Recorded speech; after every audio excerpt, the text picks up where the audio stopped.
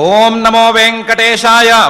పత్రిరాజభుజారూఢా ఛత్రిరాజవరానూఢా గోవింద గోవింద. మత్స్యావతారమహితంత్వథ కూర్మరూపం దిత్సావతార సుభగం నరసింహరూపం వత్సావతారమదితేర్నను వామనాభం కృత్స్నావతారమనితం ప్రణమామి భక్త్యా అని నిరంతర హృదంతర నివాసి అయిన శ్రీనివాస పరమాత్ముని భక్తిగా నమస్కరించుకుంటూ శ్రీశుకుల వారు ఉపదేశం చేసిన శ్రీమద్భాగవత మహాగ్రంథం యొక్క అధ్యయన కార్యక్రమాన్ని ఈ సాయంకాల వేళ మనం ప్రారంభించుకుందాము. ప్రారంభంలో ఆచార్యుల వారితో కలిసి ప్రార్థనా శ్లోకాలను చదువుకుని ఈ కార్యక్రమానికి మంగళాచరణం చేసుకుందాము. ఓం నమో వెంకటేశాయ. శ్రీ గురు ప్రార్థనా.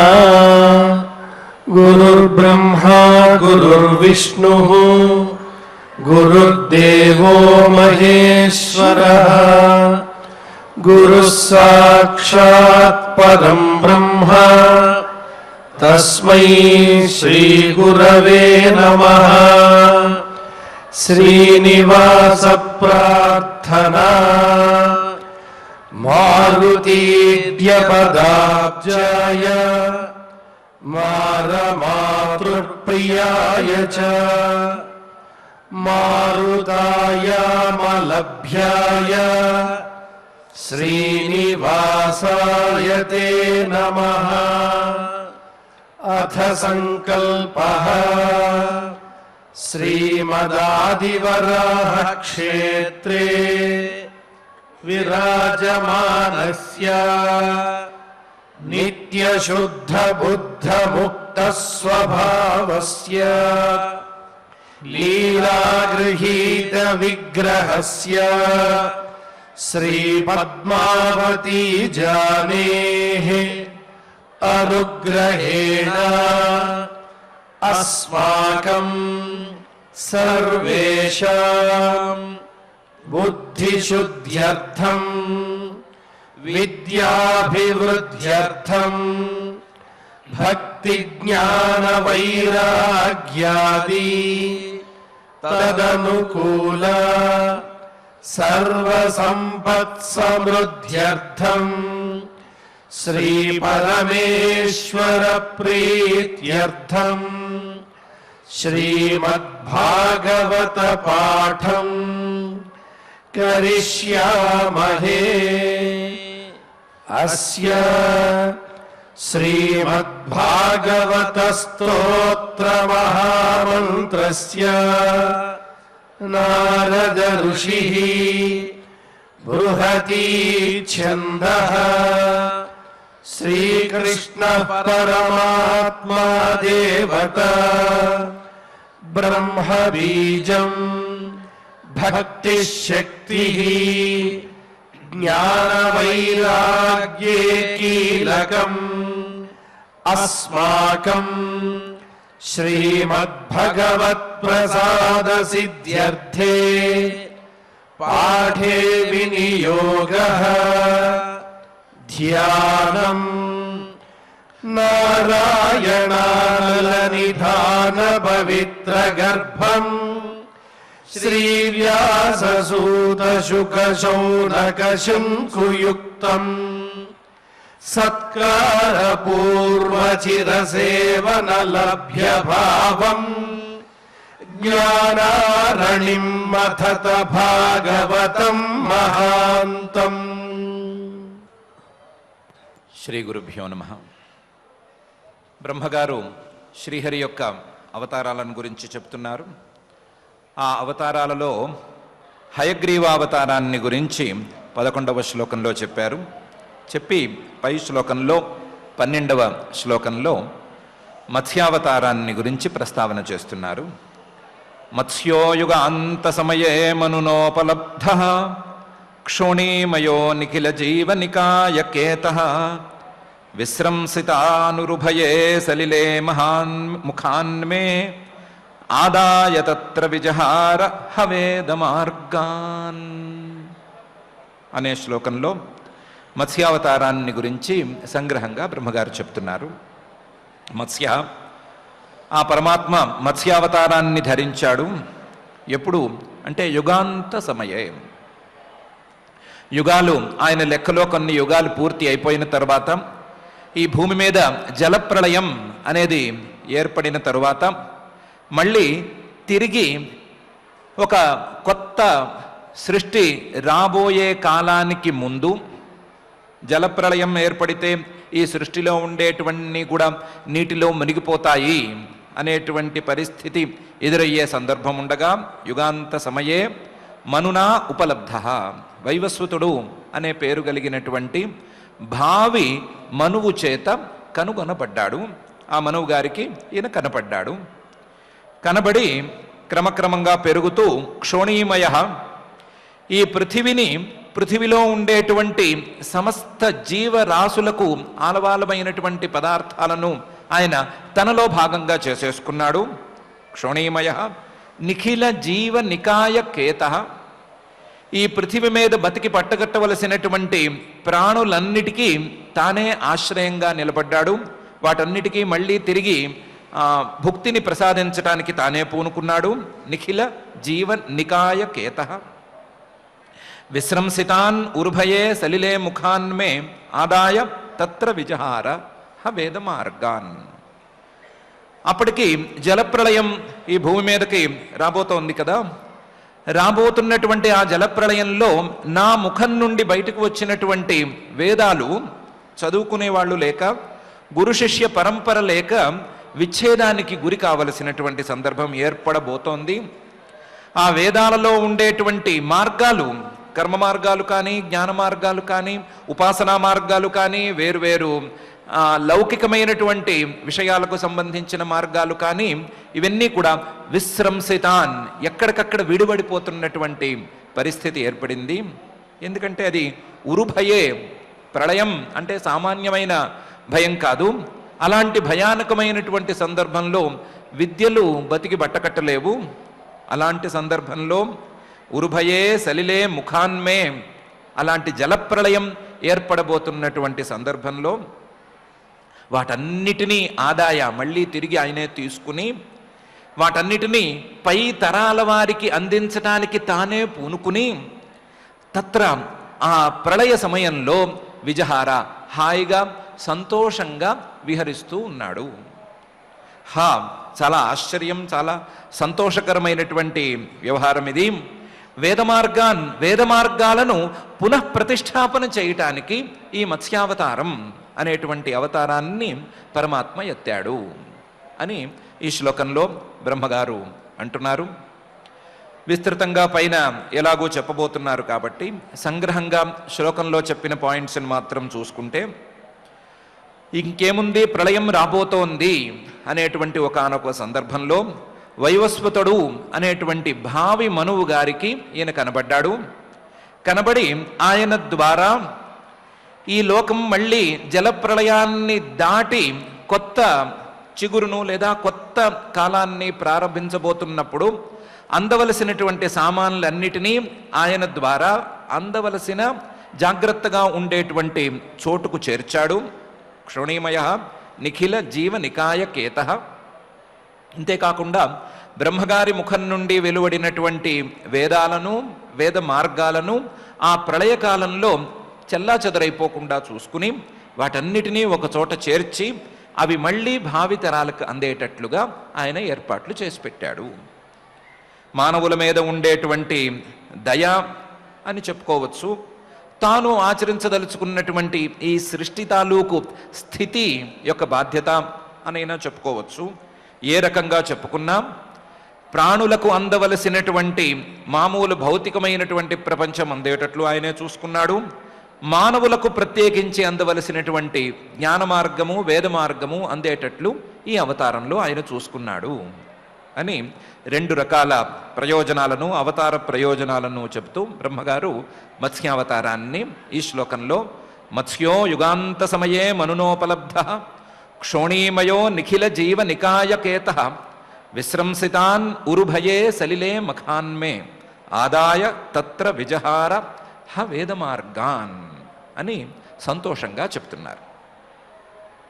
మత్స్యావతారం ఈ శ్లోకంలో పూర్తయిపోయిన తర్వాత కూర్మావతారాన్ని ఒక శ్లోకంలో చెప్తున్నారు.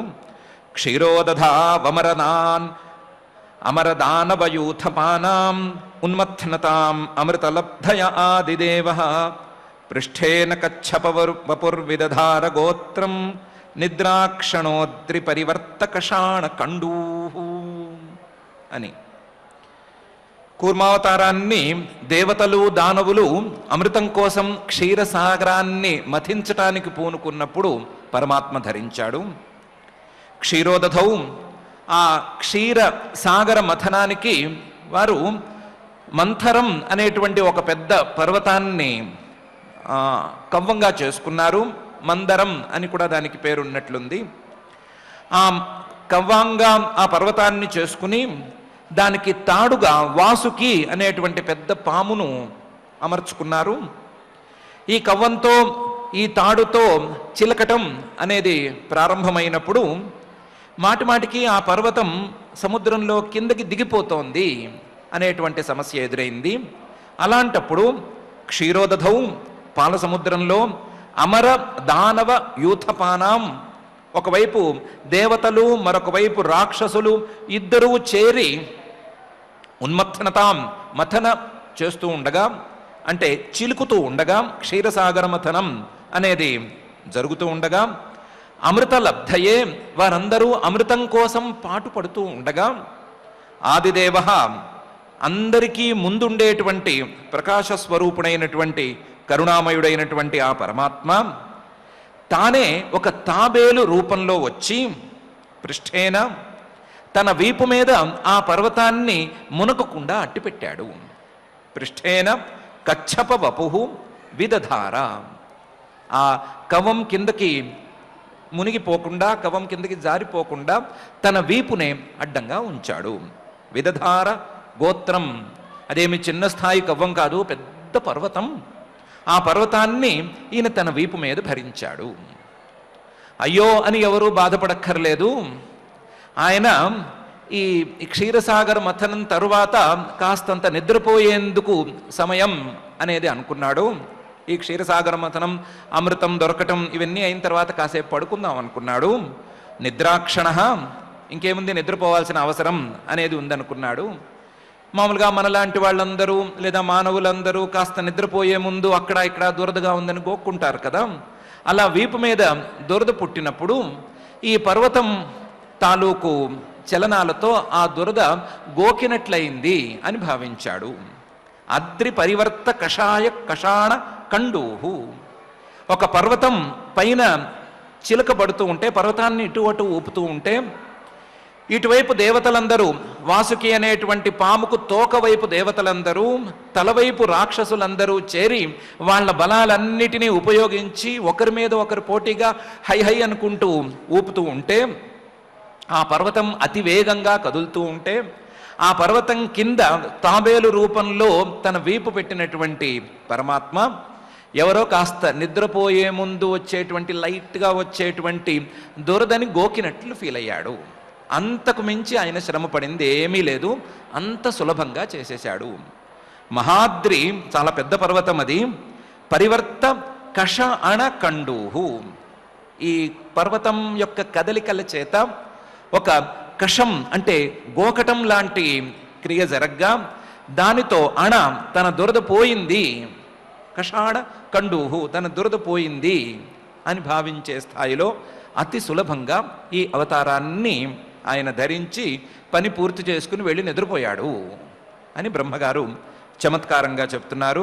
క్షీరోదధౌ అమర దానవ యూథపానాం ఉన్మత్తతాం అమృతలబ్ధయే ఆదిదేవ పృష్ఠేన కచ్చపవపు విదధార గోత్రం నిద్రాక్షణ అద్రి పరివర్త కష అణ కండూ అనే ఈ శ్లోకంలో. కూర్మావతారం అయిన తర్వాత ఈ శ్లోకంలో, పై శ్లోకంలో నరసింహావతారాన్ని గురించి బ్రహ్మగారు చెప్తున్నారు.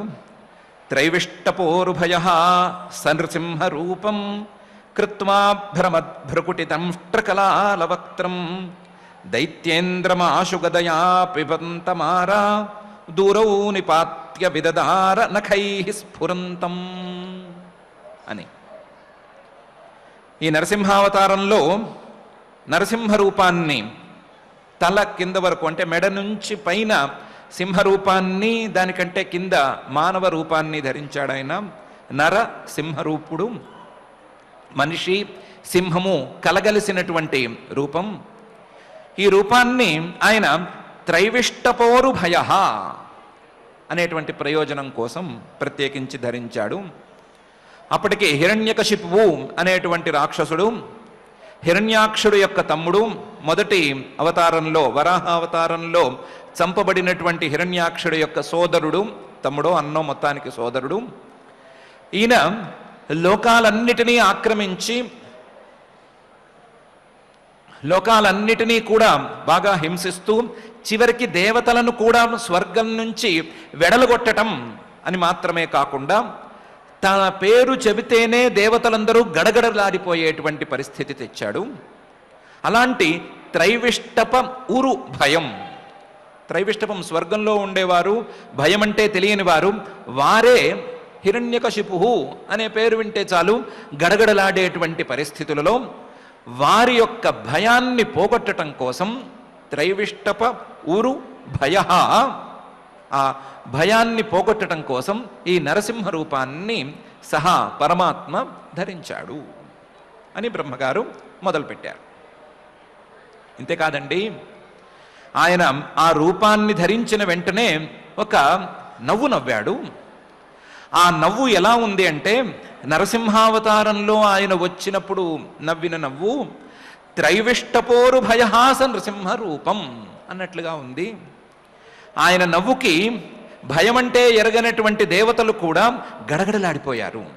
ఇంతవరకు హిరణ్యకశిపువు పేరు చెప్తేనే గడగడలాడేటువంటి వాళ్ళు ఈయన నవ్వితే ఆ నవ్వుకి ఇంకా భయపడిపోయారు. త్రైవిష్టప ఉరు భయ హాస నృసింహ రూపం, అలాంటి నృసింహ రూపాన్ని ఆయన ధరించాడు. ఎందుకు ధరించాడు? దేవతలని భయపెట్టేంత స్థాయిలో ఈయన ఎందుకు ఇలాంటి రూపాన్ని ధరించాడు అంటే, అప్పటికి హిరణ్యకశిపువు యొక్క ప్రభావంతో దేవతలందరూ స్వర్గాన్ని ఖాళీ చేయవలసి వచ్చింది కదా. స్వర్గాన్ని ఖాళీ చేసిన తర్వాత హిరణ్యకశిపువు తన తాలూకు రాక్షసుల్ని అక్కడ పరిపాలకులుగా ఉంచాడు. దాంతో దేవతలందరూ చెట్టు పుట్టకి తయారైపోయారు, చెట్టుకొకరు పుట్టకొకరు అయిపోయారు. వారందరినీ అలా చూసి పైనుండే రాక్షసులు నవ్వుకుంటూ స్వర్గంలో ఆనందంగా ఉంటున్నారు. అలా స్వర్గంలో ఉండేటువంటి రాక్షసులకి ఈ నవ్వు భయంకరంగా వినిపించాలి అనే అభిప్రాయంతో త్రైవిష్టపంలో అంటే స్వర్గంలో ఉండేటువంటి రాక్షసులకు ఉరు భయం, చాలా పెద్ద భయం కలిగించేందుకు ఒక్క నవ్వు నవ్వాడు. త్రైవిష్టప ఉరు భయ హాస నృసింహ రూపం. ఆ నవ్వు విని పైవాళ్ళు ఇంకా మనకిక్కడ నూకలు చెల్లిపోయినాయి, మనం ఈ లోకాన్ని ఖాళీ చేయాలి, పెట్టేబేడా సర్దుకోవాలి, మన నాయకుడికి ఏదో జరగబోతోంది అని ముందే అర్థం చేసుకుని ఎక్కడ వాళ్ళు అక్కడ మూటలు కట్టేసుకుని అక్కడి నుంచి బిచాడా సర్దేశారు. ఈయన నవ్వుకి మిగతా రాక్షసులందరూ భయపడి వారున్న చోట్ల నుంచి పారిపోయారు. అలాంటి పారిపోయే స్థాయిలో ఒక్క నవ్వు నవ్వాడు ఆయన. ఇలా దేవతలకు భయం పోయేటట్లుగాను, కాస్తంత భయం కలిగినా సరే రాక్షసుల యొక్క భయం పోయేటట్లుగాను, రాక్షసులకి భయం కలిగేటట్లుగాను నవ్వటానికి ఈయన ప్రత్యేకించి ఈ రూపాన్ని ఎంచుకున్నాడు. త్రైవిష్టపోరు భయహాస నృసింహ రూపం కృత్వా. ఈ స్పెషల్ మేకప్లో దిగాడు పరమాత్మ. దిగి భ్రమత్ భృకుటి దంష్ట్ర కరాళ వక్త్రం. దిగినవాడు ఏం చేశాడంటే, స్తంభం నుంచి బయటకు వస్తూనే, చీల్చుకుని బయటకు వస్తూనే తన కనుబొమ్మల్ని గడగడగడ కదిలించాడు ఒక్కసారి. ఆ కనుబొమ్మల యొక్క కదలికలను చూస్తేనే గుండెలు జారిపోవాలి, అలా స్థాయిలో కనుబొమ్మల్ని కదిలించాడు.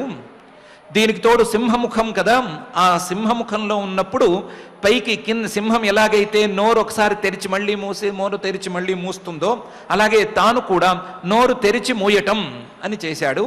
కాసేపు ఆ కూరపళ్ళు కనిపించాలి, కాసేపు మూయబడి ఉండాలి, కాసేపు కనిపించాలి, మూయబడాలి అన్నట్లు చేశాడు.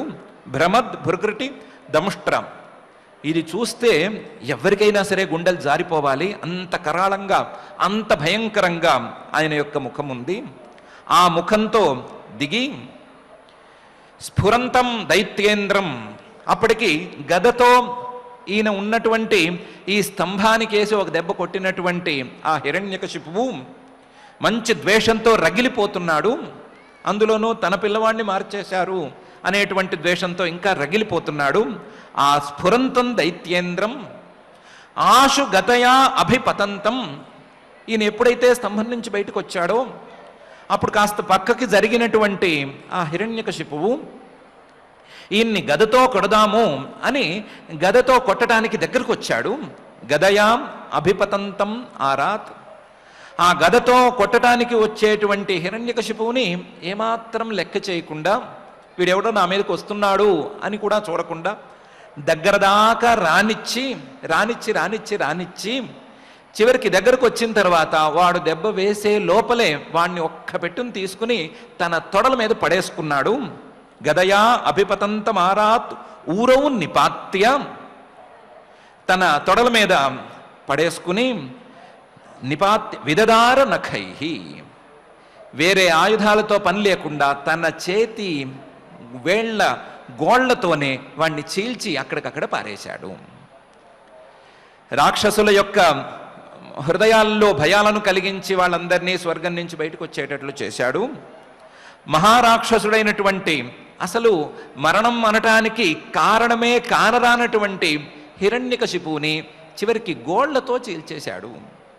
వాడు 10,000 ఏళ్ల పాటు తపస్సు చేసి ఏ ఆయుధంతోనూ నాకు మరణం రాకూడదు అనే వరం పొందాడు. అటువంటి వాణ్ణి ఆయుధమే కానటువంటి గోళ్లతో చీల్చేశాడు. అలాంటి మహారూపాన్ని ఈ నృసింహ అవతారంలో పరమాత్మ ధరించాడు అని బ్రహ్మగారు చెప్తున్నారు. త్రైపిష్టపోరు భయ స నృసింహరూపం, లేదా త్రైవిష్టపోరు భయ స నృసింహరూపం కృత్వా భ్రమద్ భృకుటి దంష్ట్ర కరాళ వక్త్రం దైత్యేంద్రమాశు గతయా అభిపతంతమారాత్ ఊరవు నిపాత్య విదదార నఖై స్ఫురంతం అని ఈ శ్లోకంలో. ఈ అవతారం గురించినటువంటి విశేషాలు పైన ఎలాగో చెప్పబోతున్నారు కాబట్టి అక్కడ చూసుకుందాము. ఇప్పటికైతే ఎప్పుడెప్పుడైతే ఈ లోకంలో మంచి వాళ్ళకి లేకపోతే ధర్మానికి కొంత బాధ అనేది ఏర్పడుతుందో ఆ సమయంలో పరమాత్మ దిగి వచ్చి ఎవరూ ఎదురు చూడనటువంటి రూపంలో చాలా అవలీలగా ఆ అధర్మాన్ని ఆ దుర్మార్గులని పక్కకు నెట్టి మంచి వాళ్ళని కాపాడటానికి ఎప్పుడూ సిద్ధంగా ఉంటాడు అనేటువంటి అభిప్రాయాన్ని ఈ శ్లోకంలో బ్రహ్మగారు వ్యక్తం చేస్తున్నారు. ఆ వ్యక్తం చేయటం కూడా చాలా అవలీలగా చేస్తాడు, ఏమీ దానికోసం కష్టపడవలసిన అవసరం లేదు అనే అభిప్రాయంతో పాటుగానే వ్యక్తం చేస్తున్నారు. ఆ భావాన్ని గ్రహిస్తూ పైకి వెళ్ళిపోదాము. పైన అవతారాన్ని బ్రహ్మగారు హరియవతారం అనే ప్రసిద్ధమైన గజేంద్ర మోక్షావతారాన్ని గురించి చెప్తున్నారు. అంతఃసరస్యురుబలేన పదే గృహీత గ్రాహేణ యూథపతిరంబుజహస్త ఆర్త ఆహేదమాదిపురుషాఖిలలోకనాథ తీర్థశ్రవశ్రవణ మంగళనామధేయ అని. ఈ శ్లోకంలో అవతారం పూర్తి కాలేదు, అవతారానికి ముందు ఉండేటువంటి ఘట్టాన్ని గురించి చెప్తున్నారు. ఏం జరిగింది? అంతఃసరసి, ఒక పెద్ద చెరువు. ఆ చెరువులో ఉరుబలేన పదే గృహీత గ్రాహేణ యూథపతి, చాలా బలం కలిగినటువంటి పెద్ద మొసలి ఉంది. ఉరుబలేన గ్రాహేణ, గ్రాహం అంటే మొసలి. ఆ మొసలి పదే గృహీత, ఏనుగు పెద్ద బలవంతుడైనటువంటి ఏనుగు యొక్క కాళ్లను పట్టేసుకుంది, ఒక కాళ్ళని పట్టేసుకుంది. మొసలికి నీటిలో బలం ఎక్కువ, ఏనుగు సహజంగానే బలవంతమైన జంతువు. ఈ రెండూ కాసేపు పోట్లాడుకున్నాయి. అంతఃసరస్యురుబలేన పదే గృహీత గ్రాహేణ యూథపతి. ఆ ఏనుగు ఎప్పుడు ఒంటరిగా సంచరించదు, తన మందతో కలిసే సంచరిస్తుంది కదా. మంద కాసేపు ఉండి సహాయం చేద్దామని ప్రయత్నం చేసి సహాయం చేయలేక మంద తన దారి తాను చూసుకుంది. కాసేపు తోడుంది, తర్వాత మంద కూడా వెళ్ళిపోయింది. యూథపతి. ఇలాంటి పరిస్థితుల్లో కాసేపు రెండు పెనుగులాడినాయి. నీళ్లలో ఉంది కాబట్టి మొసలికే బలం ఎక్కువగా ఉంది, ఏనుగు క్రమక్రమంగా బలం కోల్పోయింది. ఇలాంటి సమయంలో నన్ను రక్షించడానికి పరమాత్మ తప్ప మరెవరూ రారు అనే నమ్మకం ఆ ఏనుగుకి కలిగింది. కలిగి పరమాత్మను స్తుతి చేసుకుంది. అలా స్తుతి చేయటానికి కావలసిన జన్మాంతర సంస్కారం ఆ ఏనుక్కి ఉండి ఆ సంస్కారంతో పరమాత్మను స్తుతి చేసుకుంది. స్తుతి చేసుకునేటప్పటికీ పరమాత్మ ఉన్నవాడు ఉన్నట్టుగా ఏ ఆయుధము తీసుకోకుండా ఎవరిని తోడు తెచ్చుకోకుండా ఉన్నవాడు ఉన్నట్లు బయలుదేరాడు. కనీసం ఒంటి మీద ఉత్తరీయం ఉందా లేదా కూడా చూసుకోకుండా బయలుదేరాడు. దూరంగా ఆకాశంలో ఆ శ్రీమన్ మహావిష్ణువును చూసినటువంటి ఏనుగు అంబుజహస్త, తన తొండంతో ఆ చెరువులో ఉండేటువంటి ఒక పద్మాన్ని పెరికి ఒక తామర పువ్వుని పీకి పైకి ఎత్తి పట్టుకుంది. అంబుజహస్త ఆర్త, అప్పటికే ఎన్నో రోజుల పాటు ఈ మొసలితో యుద్ధం చేసి అలిసిపోయింది. ఆ ఆర్తి లేదా ఆ కష్టం అనేది తీరటం లేదు అనే పరిస్థితిలో ఉంది. అంబుజహస్త ఆర్త ఇదమాహ, ఆ ఏనుగు ఇలా పలికింది. ఏమని చెప్పింది? ఆదిపురుష, ఓ ఆదిపురుష నన్ను వచ్చి కాపాడు అని అంది. అఖిల లోకనాథ, లోకాలన్నిటికీ నీవే పతివి అని అంది. చేత్తో తామర పువ్వు పట్టుకుని తీర్థశ్రవ, నీ గురించి ఎవరు ఏ మాట మాట్లాడుకున్నా, నీ గురించి నీ కీర్తి గురించి ఎక్కడ ఏ మాట గడిచినా సరే అది తీర్థమైపోయేటువంటి పరిస్థితిలో నీ కీర్తి ఉంది. తీర్థశ్రవ నువ్వు.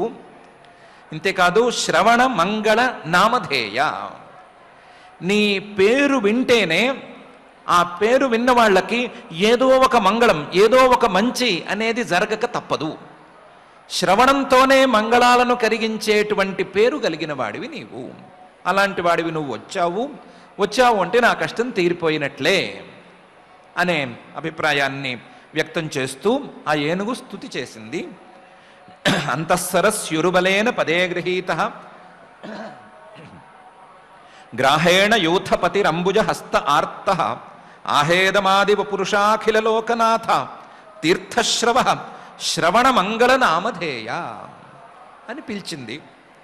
పిలిచేసరికి అప్పటికి ఒంటరిగా ఆయన బయలుదేరిన వెంటనే పరివారం కూడా ఎక్కడికో బయలుదేరుతున్నారు అయ్యవారు అని వెంటబడి బయలుదేరారు. వచ్చారు. సుదర్శన చక్రం ఒక చోట చాలా వేగంగా వచ్చి పాపం ఈయన చేతి మీద అమరింది. పాపం పక్షిరాజు ఈయన బయటికి వెళితే పిలుస్తాడు అని ఆశగా ఎదురు చూస్తున్నటువంటి గరుత్మంతుడు కూడా ఈయన చెప్పా పెట్టకుండా వచ్చేసినా సరే ఆయన కూడా వెనకాలే వచ్చి ఈయన కాళ్ళ కింద దూరి కష్టం మీద నా మీదే ఈయన కూర్చున్నాడు అనే సీన్ని క్రియేట్ చేసి పెట్టాడు.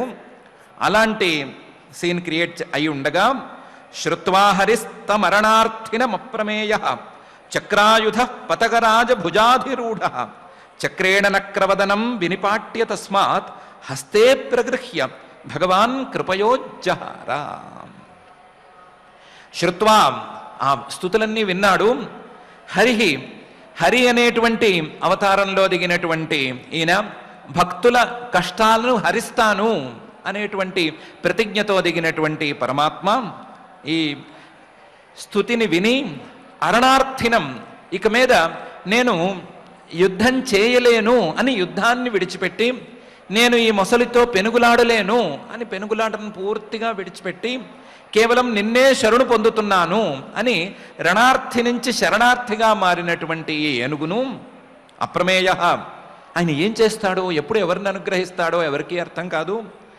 ఏ సాధనం ద్వారా ఆయన్ని తెలుసుకోవాలో ఎవరికీ తెలియదు. అలాంటి అప్రమేయుడైనటువంటి ఆ పరమాత్మ చక్రాయుధ చాలా వేగంగా వచ్చి పాపం సుదర్శన చక్రం వేలు మీద అమరింది కదా, ఆ ఆయుధంతో పతక రాజ భుజాధిరూఢ, అప్పటికి కష్టం మీద గరుత్మంతుడు వాడు ఆయన కిందకి చేరి నా మీద ఈయన ఉన్నాడు అని అన్నట్లు తయారు చేశాడు కాబట్టి టీవీగా ఆయన మీద కూర్చున్నట్లుగా ఉండి, కూర్చునేం లేడు, ఆ అభిప్రాయంలో లేడు పాపం ఆయన.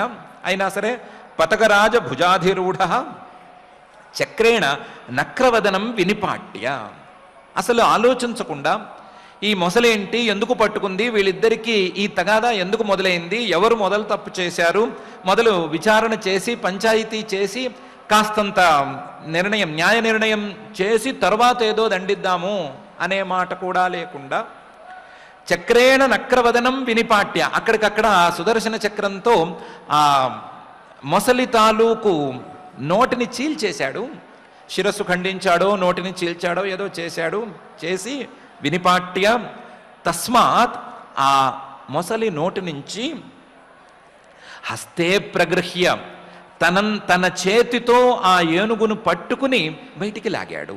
హస్తే ప్రగృహ్య భగవాన్ కృపయా ఉజ్జహార. సమస్తైశ్వర్య సంపన్నుడైనటువంటి ఆ పూజనీయుడైనటువంటి పరమాత్మ ఈ శ్రీహరి అవతారంలో ఇక్కడికి దిగి తన భక్తుడైనటువంటి ఆర్తుడైనటువంటి గజేంద్రుణ్ణి కేవలం ఆ మొసలి బాధను తీర్చటం మాత్రమే కాకుండా, మొసలి అప్పటికి పోయింది, తలకై తెగి పడిపోయింది అనే మాటను కూడా పట్టించుకోకుండా తన చేతితో తానే దయతో బయటికి తీశాడు. భక్తుల యొక్క కష్టాలను నివారణ చేయటంలో ఎంత ముందు పరమాత్మ ఉంటాడు. ఆ పరమాత్మ అలా ఉంటాడు అనటానికి చిహ్నంగా ఈ గజేంద్ర మోక్షానికి కావలసినటువంటి శ్రీహరి అవతారాన్ని పరమాత్మ ధరించాడు అని 2 శ్లోకాల్లో బ్రహ్మగారు చెప్తున్నారు. 2వ శ్లోకం శ్రుత్వా హరి తం అరణార్థినం అప్రమేయ చక్రాయుధ పతగరాజభుజాధిరూఢ చక్రేణ నక్రవదనం వినిపాట్య తస్మాత్ హస్తే ప్రగృహ్య భగవాన్ కృపయా ఉజ్జహార అని. ఎప్పుడైతే గజేంద్ర మోక్షాన్ని గురించిన ప్రస్తావన వచ్చిందో, గజేంద్ర మోక్షాన్ని గురించి ఎలాగో వివరంగా పైన రాబోతోంది కదా, ఇప్పుడే హడావిడి ఎందుకోని ఇక్కడితో పూర్తి చేసి, ఇప్పటికే 2 శ్లోకాలలో చెప్పాము అని అనుకుని ఇక్కడికి పూర్తి చేసి, ఈ అవతారంలో పట్టుకుని లాగాడు కదా పైకి, ఇంకొక అవతారంలో తొక్కేశాడు కూడాను, అలాంటి అవతారం కూడా ఆయన గ్రహించాడు అని అలా తొక్కేసినటువంటి వామనావతారాన్ని పై శ్లోకాలలో బ్రహ్మగారు చెప్తున్నారు. జిగాయాన్ గుణైరవరజోప్యదితే సుతానాం లోకాన్ విచక్రమ ఇమాన్ యదథాధియజ్ఞః క్ష్మాం వామనేన జగృహే త్రిపదచ్ఛలేన యాచ్నామృతే పథిచరన్ ప్రభుభిర్న చాల్యః అనే ఈ శ్లోకంలోనూ పై శ్లోకంలోనూ జిగాయాన్ గుణైరవరజోప్యదితే సుతానాం. ఈయన ఈ వామనావతారంలో పేరుకి వామనుడు, రూపానికి వామనుడు, పొట్టిగా ఉండేవాడు, చిన్న పిల్లవాడి రూపంలో ఉన్నాడు. అదితి కశ్యపుల దంపతులకు పుట్టాడు. అందులో అదితే సుతానాం, అదితికి ఎంతోమంది మహానుభావులైన పిల్లలున్నారు. అందులో ద్వాదశాదిత్యులు అంటే 12 మంది సూర్యులు ఉన్నారు. ఇది కాక దేవతలున్నారు. దేవతలకల్లా రాజైనటువంటి ఇంద్రుడు కూడా ఇందులోనే ఉన్నాడు. అదితే సుతానాం అవరజః, అందరికంటే చివరిగా పుట్టాడు. చివరిగా అందరికంటే పుట్టాడు కానీ జిగాయాన్ గుణై, వీళ్ళందరికంటే తన యొక్క స్వస్వరూపానికి సంబంధించిన గుణాలతో అందరికంటే పెద్దవాడుగా ఉన్నాడు. అందరికంటే పెద్దవాడు, అందరికంటే చిన్నగా అదితికి పిల్లవాడుగా పుట్టాడు. జిగాయాన్ గుణై అవరజః అదితేహే సుతానాం. ఇలా పుట్టి ఏం చేశాడు? లోకాన్ విచక్రమే, ముల్లోకాలను ఆక్రమించేశాడు. లోకాన్ విచక్రమే, ఇమాన్ మనకు కనిపించే మనకు తెలిసినటువంటి ముల్లోకాలను మొత్తాన్ని తన 3 అడుగులతో ఆక్రమించాడు. యత్ అథాధి యజ్ఞ, యజ్ఞస్వరూపుడైనటువంటి ఆ పరమాత్మ, యజ్ఞంలో ముఖ్యమైనటువంటి పూజ్యుడిగా నిలబడేటువంటి ఆ పరమాత్మ, యజ్ఞాలకు ఫలితాలను ఇచ్చేటువంటి ఆ పరమాత్మ తానే యజ్ఞానికి ఈ రూపంలో వెళ్ళి ఆ తర్వాత క్రమంగా కొంత నాటకాన్ని నడిపించి ముల్లోకాలను ఆక్రమించాడు. అథ అధియజ్ఞ. ఎలా? క్ష్మాం వామనేన జగృహే త్రిపదచ్ఛలేన. బలిచక్రవర్తి గారు యజ్ఞం చేస్తున్నాడు. ఆ యజ్ఞంలో ఈయన వెళ్ళాడు. యజ్ఞానికి వెళ్ళినవాడు ఆ బలిచక్రవర్తిని 3 అడుగులు కావాలి అని అడిగాడు. త్రిపదచ్ఛలేన, 3 అడుగులు కావాలి అంటే ఓ సింతేనా అన్నాడు. బలిగారు ఇచ్చేస్తున్నానని ఇచ్చేశాడు. ఇచ్చేసరికి క్ష్మాం, మొత్తం భూమి మొత్తాన్ని 1 అడుగుతో ముంచెత్తేసి పైలోకాన్ని కూడా ఇంకొక అడుగుతో మొత్తం పూర్తిగా ఆక్రమించేసేసి 3వ అడుగుగా ఆ బలిగారి శిరస్సు మీద తన పాదాన్ని పెట్టబోతున్నాడు. కాదు కాదు, మీరు మొత్తం పూర్తి చేసేయకండి, చాలా డౌట్స్ ఉన్నాయి, డౌట్స్ క్లియర్ చేసి తర్వాత ఆయన ఏం చేశాడని చెప్పండి. ఆయన ప్రభావం గురించి మాకు తెలుసు, మొత్తం ప్రపంచమంతా ఆయనే వ్యాపించి ఉన్నాడు అని ఇప్పటికే చాలాసార్లు చెప్పేశారు కదా. 3 అడుగులతో ప్రపంచాన్ని మొత్తాన్ని ఆక్రమించాడు అని కొత్తగా చెప్పక్కర్లేదు. అది కాదు ప్రశ్న, మాకున్న ప్రశ్న వేరే ఉంది. బలిచక్రవర్తి గారు ఏమైనా దుష్టుడా? బలిచక్రవర్తి గారు ఏమైనా చెడ్డవాడా? అటువంటి బలిచక్రవర్తి గారు యజ్ఞం చేస్తుంటే, ఆయన చెడ్డవాడు అనటానికి పెద్దగా ఆధారాలు ఏం లేవు, ఆయన యజ్ఞం చేస్తుంటే ఆ యజ్ఞానికి ఈయనే వెళ్ళి దానంగా 3 అడుగులని అడిగి 3 అడుగులతో మొత్తం ఈ ప్రపంచాన్ని మొత్తం ఎందుకు ఆక్రమించాలి? బలిచక్రవర్తి గారిని అడగకుండానే, అసలు అంతదాకా వెళ్లకుండానే బలిచక్రవర్తి గారి రాజ్యం మీద ఈయన పాదం మోపేసేయచ్చు కదా. ఈయనకి ఇలాంటి రూపాన్ని ధరించి వెళ్ళవలసినటువంటి అవసరం ఏమీ ఏర్పడింది అని పెద్ద సందేహం ఉంది. ఆ సందేహాన్ని తీర్చండి అని అడిగితే దానికి బ్రహ్మగారు 4వ పాదంలో చెప్తున్నారు, యాచనామృతే పథిచరన్ ప్రభుభి న చాల్య. మీరన్నది నిజమే, బలిచక్రవర్తి గారు మంచివాడే, కానీ ఆయన నాకు స్వర్గాధిపత్యం కావాలి అని కోరుకుంటున్నాడు. వాస్తవానికి ఈయనకి స్వర్గాధిపత్యం అనేది చాలా చిన్న ఫలితము. బలిచక్రవర్తి గారికి స్వర్గాధిపత్యం అనేది ఇవ్వటానికి వీల్లేదు అనేది ఒక పాయింట్, బలిచక్రవర్తి గారికి స్వర్గాధిపత్యం అనేది చాలా చిన్నది అనేది ఇంకొక పాయింట్ ఉంది. ఇలాంటి పరిస్థితుల్లో ఆయన చేసేటువంటి యజ్ఞాన్ని అక్కడికక్కడ ఆపకపోతే ఉన్న ఇంద్రుడు పదవి ఊడి కిందకి రావాల్సి వస్తుంది, దానివలన చాలా ఇబ్బందులు అవుతాయి. అలాగని చెప్పి బలిచక్రవర్తి గారి మీద ఉన్నట్టుండి మీద పడిపోయి నువ్వు ఉన్నవాడు ఉన్నట్టు యజ్ఞం ఆపేసేయి అన్నా కూడా అది సరియైన పద్ధతి కాదు. అందుకని ఎంత పరమాత్మనైనా సరే పథిచరన్, ఈ బలిచక్రవర్తి గారు ధర్మ మార్గంలో ఉంటున్నాడు కాబట్టి ఈయన దగ్గరకు వెళ్ళి నేనే అడిగి ఈయన రాజ్యాన్ని లేదా ఈయన భూభాగాన్ని తీసుకోవాలి. యాచనామృతే, నేను అడగకుండా, ఈయన్ని కోరుకోకుండా, అయ్యా దేహి అని అడగకుండా ఈయన దగ్గర నుంచి నేను ఆయనకు ఉండేటువంటి సంపదలను కానీ ఆయనకు ఉండేటువంటి అధికారాన్ని కానీ తీసుకోకూడదు. ఎంత ప్రభువునైనా సరే నేను, ప్రభువి నాలాంటి వారు ఎంతమంది ఉన్నా సరే, నేను ఎంత ప్రభువునైనా సరే బలిచక్రవర్తి గారిని అలా చేయడానికి వీల్లేదు. ప్రభుభి న చాల్య, అలా చేయడానికి వీల్లేదు. కేవలం అడిగి అయ్యా దేహి నాకు 3 అడుగులు ఇవ్వు అని అడిగి ఆయన ఇస్తాను అని మాట ఇచ్చిన తరువాత ఆ 3 అడుగుల్ని కాస్తంత పెంచుకుని ముల్లోకాలుగా చేసుకోవలసిందే. అందుకోసం పరమాత్మ ఈ వామనావతారాన్ని ప్రత్యేకించి ధరించాడు అని బ్రహ్మగారు ఈ శ్లోకంలో 4వ పాదంలో మన సందేహానికి సమాధానాన్ని 3 పాదాలలో ఆ వామనావతారం యొక్క ప్రాథమిక రూపాన్ని వర్ణించి చూపిస్తున్నారు. జ్ఞాయాన్ గుణై అవరజోపి అదితే సుతానాం లోకాన్ విచక్రమే ఇమాన్ యత్ అథ అధియజ్ఞ క్ష్మాం వామనేన జగృహే త్రిపదచ్ఛలేన యాచనామృతే పథిచరన్ ప్రభుభి న చాల్య అనే ఈ శ్లోకంలో. డౌట్ తీర్చలేదు, ఇంకా పెంచారు ప్రశ్నని. ఎందుకంటే బలిచక్రవర్తి గారు మంచివారే అయితే ఆయన్ని ఇలా అడిగైనా సరే, ఇలా యాచన దేహి అని అడిగైనా సరే ఆయన దగ్గర నుంచి ఆయనకుండే రాజ్యాన్నంతా ఎందుకు పిక్కోవాల్సి వచ్చింది? ప్రభుభిర్ నచాల్య అంటే ఆ మాట మీదే నిలబడాలి కదా. అలా కాకుండా ప్రత్యేకించి ఆయన దగ్గరకు వెళ్ళి ఆయన్ని అడిగి ఆయన సంపదనంతా లాక్కోవటం అనేది ఏమాత్రం సబబు అనే ప్రశ్న అలాగే ఉండిపోయింది. అంటే దానికి బ్రహ్మగారు పై శ్లోకంలో ఇలా సమాధానం చెప్తున్నారు. నార్థోబలేరయం ఉరుక్రమపాద శౌచం ఆపశిఖా ధృతవతో విబుధాధిపత్యం యో వై ప్రతిశ్రుతమృతే నచికీర్షదన్యత్ ఆత్మానమంగ సశిరస హరయే భీమేనే అని. అయ్యా విషయం అది కాదు.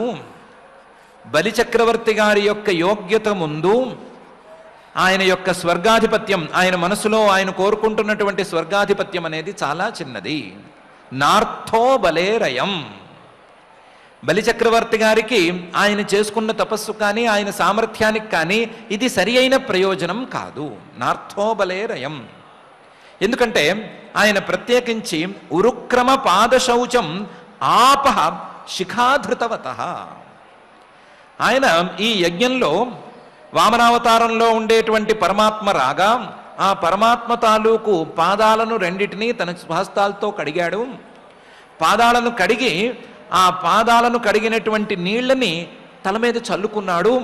చల్లుకోవటం కూడా ఏదో 2 చుక్కలు 3 చుక్కలు పడేటట్టు చల్లుకోలేదు, తల మొత్తం తడిసేటట్లుగా చల్లుకున్నాడు. ఆపహ శిఖాధృతవత, మొత్తం పిలకతో సహా అన్నీ తడిసిపోయేటట్లుగా చల్లుకున్నాడు.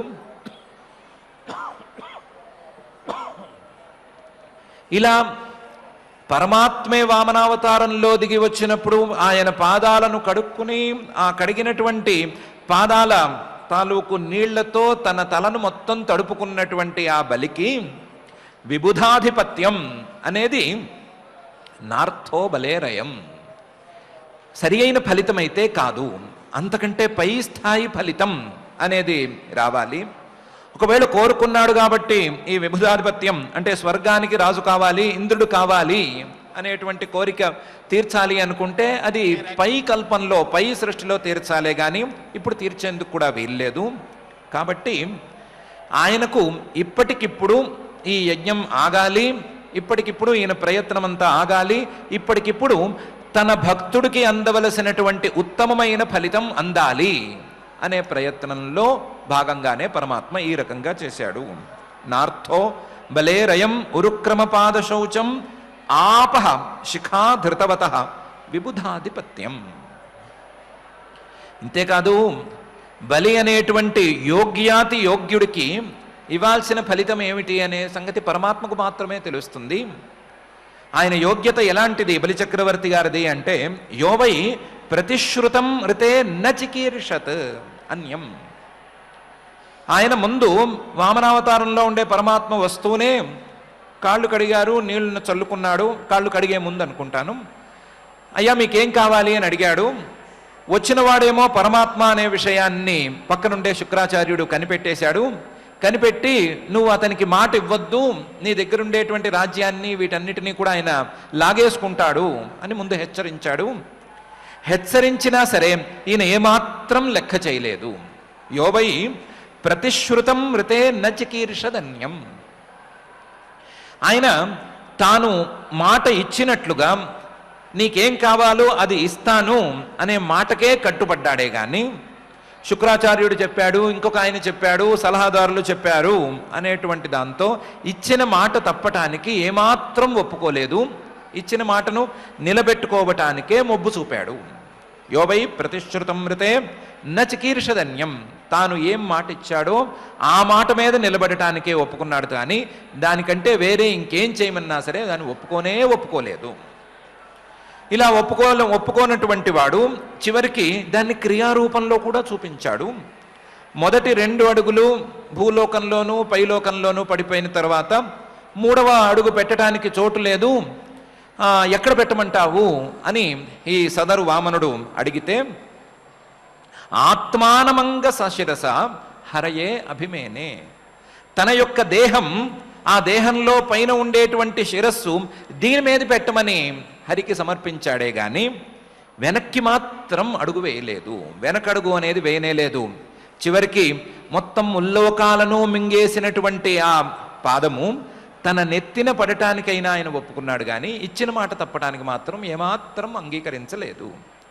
అలాంటి మహానుభావుడికి ఏ ఫలితం అందించాలి, ఎప్పుడు అందించాలి అనే విషయం పరమాత్మకు తెలుస్తుందే కానీ ప్రశ్నల మీద ప్రశ్నలు వేసే వాళ్ళకి ఏం తెలుస్తుందయ్యా? నువ్వు నాకు ప్రియుడివి కాబట్టి, చాలా ప్రియుడివి కాబట్టి నీకు ఈ రహస్యం చెప్తున్నాను. పరమాత్మ తన భక్తులకు ఎప్పుడు ఏది కావాలో చూసి అందిస్తాడు. వారి వారి యోగ్యతలకు తగ్గట్లుగా ఫలితాలను అందిస్తాడు. ప్రశ్నలు వేస్తే సమాధానం మాత్రం చెప్పడు. క్రియారూపంలో ఆయన సమాధానాలు ఉంటాయి కానీ మేము చెప్తున్నంత ఓర్పుగా ఆయన ఏమీ చెప్పడు అని బ్రహ్మగారు ఈ శ్లోకంలో వామనావతార తత్వాన్ని భక్తులకు లేదా యోగ్యులకు ఎంత మేరకు ఫలితాన్ని ఎప్పుడు అందించాలో చూసి తెలుసుకుని దానికి తగ్గట్లుగా అందిస్తాడు, తన యొక్క వ్యాపకత్వాన్ని నిరంతరం ప్రదర్శిస్తూనే ఉంటాడు అనేటువంటి అభిప్రాయాన్ని వెల్లడిస్తూ నార్థోబలేరయం ఉరుక్రమ పాదశౌచం ఆపశిఖా ధృతవతో విబుధాధిపత్యం యోవై ప్రతిశ్రుతమృతే న చికీర్షదన్యం అన్యత్ ఆత్మానమంగ సశిరస హరయే అభిమేనే అనే శ్లోకంలో బ్రహ్మగారు చెప్తున్నారు. పనిలో పని భక్తులనేవాళ్ళు, మాట ఇచ్చిన వాళ్ళు, లేదా ఒక యజ్ఞాన్ని ప్రారంభించిన వారు, దానం చేస్తాము అనే వాగ్దానం చేసిన వారు ఇలా ఉండాలి అనటానికి ఒక చిన్న సూచన కూడా, చిహ్నాన్ని కూడా బ్రహ్మగారి శ్లోకంలో ఉంచుతూనే ఉన్నారు. ఉంచుతూ వామనావతారాన్ని ఇక్కడికి పూర్తి చేసి హంసావతారం అనేటువంటి అవతారాన్ని గురించి, నారద మహర్షి గారికి తెలిసిన అవతారాన్ని గురించే పై శ్లోకంలో చెప్తున్నారు. తుభ్యంచ నారదభృశం భగవాన్ వివృద్ధ భావేన సాధు పరితుష్ట ఉవాచ యోగం జ్ఞానంచ భాగవతమాత్మసతత్వదీపం యద్వాసుదేవ శరణా విదురంజసైవ అని. ఓ నారదా, నీకు తెలుసు పరమాత్మ యొక్క హంసావతారం గురించి, ఎందుకంటే ఆ హంసావతారం ఏర్పడిందే నీకోసం, అలాగే నీ అన్నగారులైనటువంటి సనత్ కుమారుడు మొదలైనటువంటి మహానుభావుల కోసం. తుభ్యంచ, నీకు నీ అన్నగారులకు కూడా, భృశం చాలా విస్తృతంగా ఎక్కువగా, భగవాన్ ఆ పూజనీయుడైనటువంటి పరమాత్మ, పరితుష్ట చాలా సంతోషంతో, ఉవాచ యోగం భక్తి యోగాన్ని ఉపదేశం చేశాడు. భక్తి యోగాన్ని ఉపదేశం చేసినటువంటి ఆ హంసావతారం గురించి నీకే తెలుసు. ఎందుకు నీకు అలాగే నీ అన్నగారులకు ఈ భక్తి యోగాన్ని ఉపదేశం చేశాడు అంటే, వివృద్ధ భావేన సాధు పరితుష్ట, మీలో ఉండేటువంటి భక్తి భావానికి, మీలో మీరు పెంచుకున్నటువంటి భక్తి భావానికి చాలా సంతోషించాడు. ఆ సంతోషంతో ఇంకా కూడా భక్తిభావం రావాలి, ఆ భక్తిభావంతో తత్వజ్ఞానం అనేటువంటిది అందాలి అనే అభిప్రాయంతో ముందు భక్తి యోగాన్ని ఉపదేశం చేశాడు.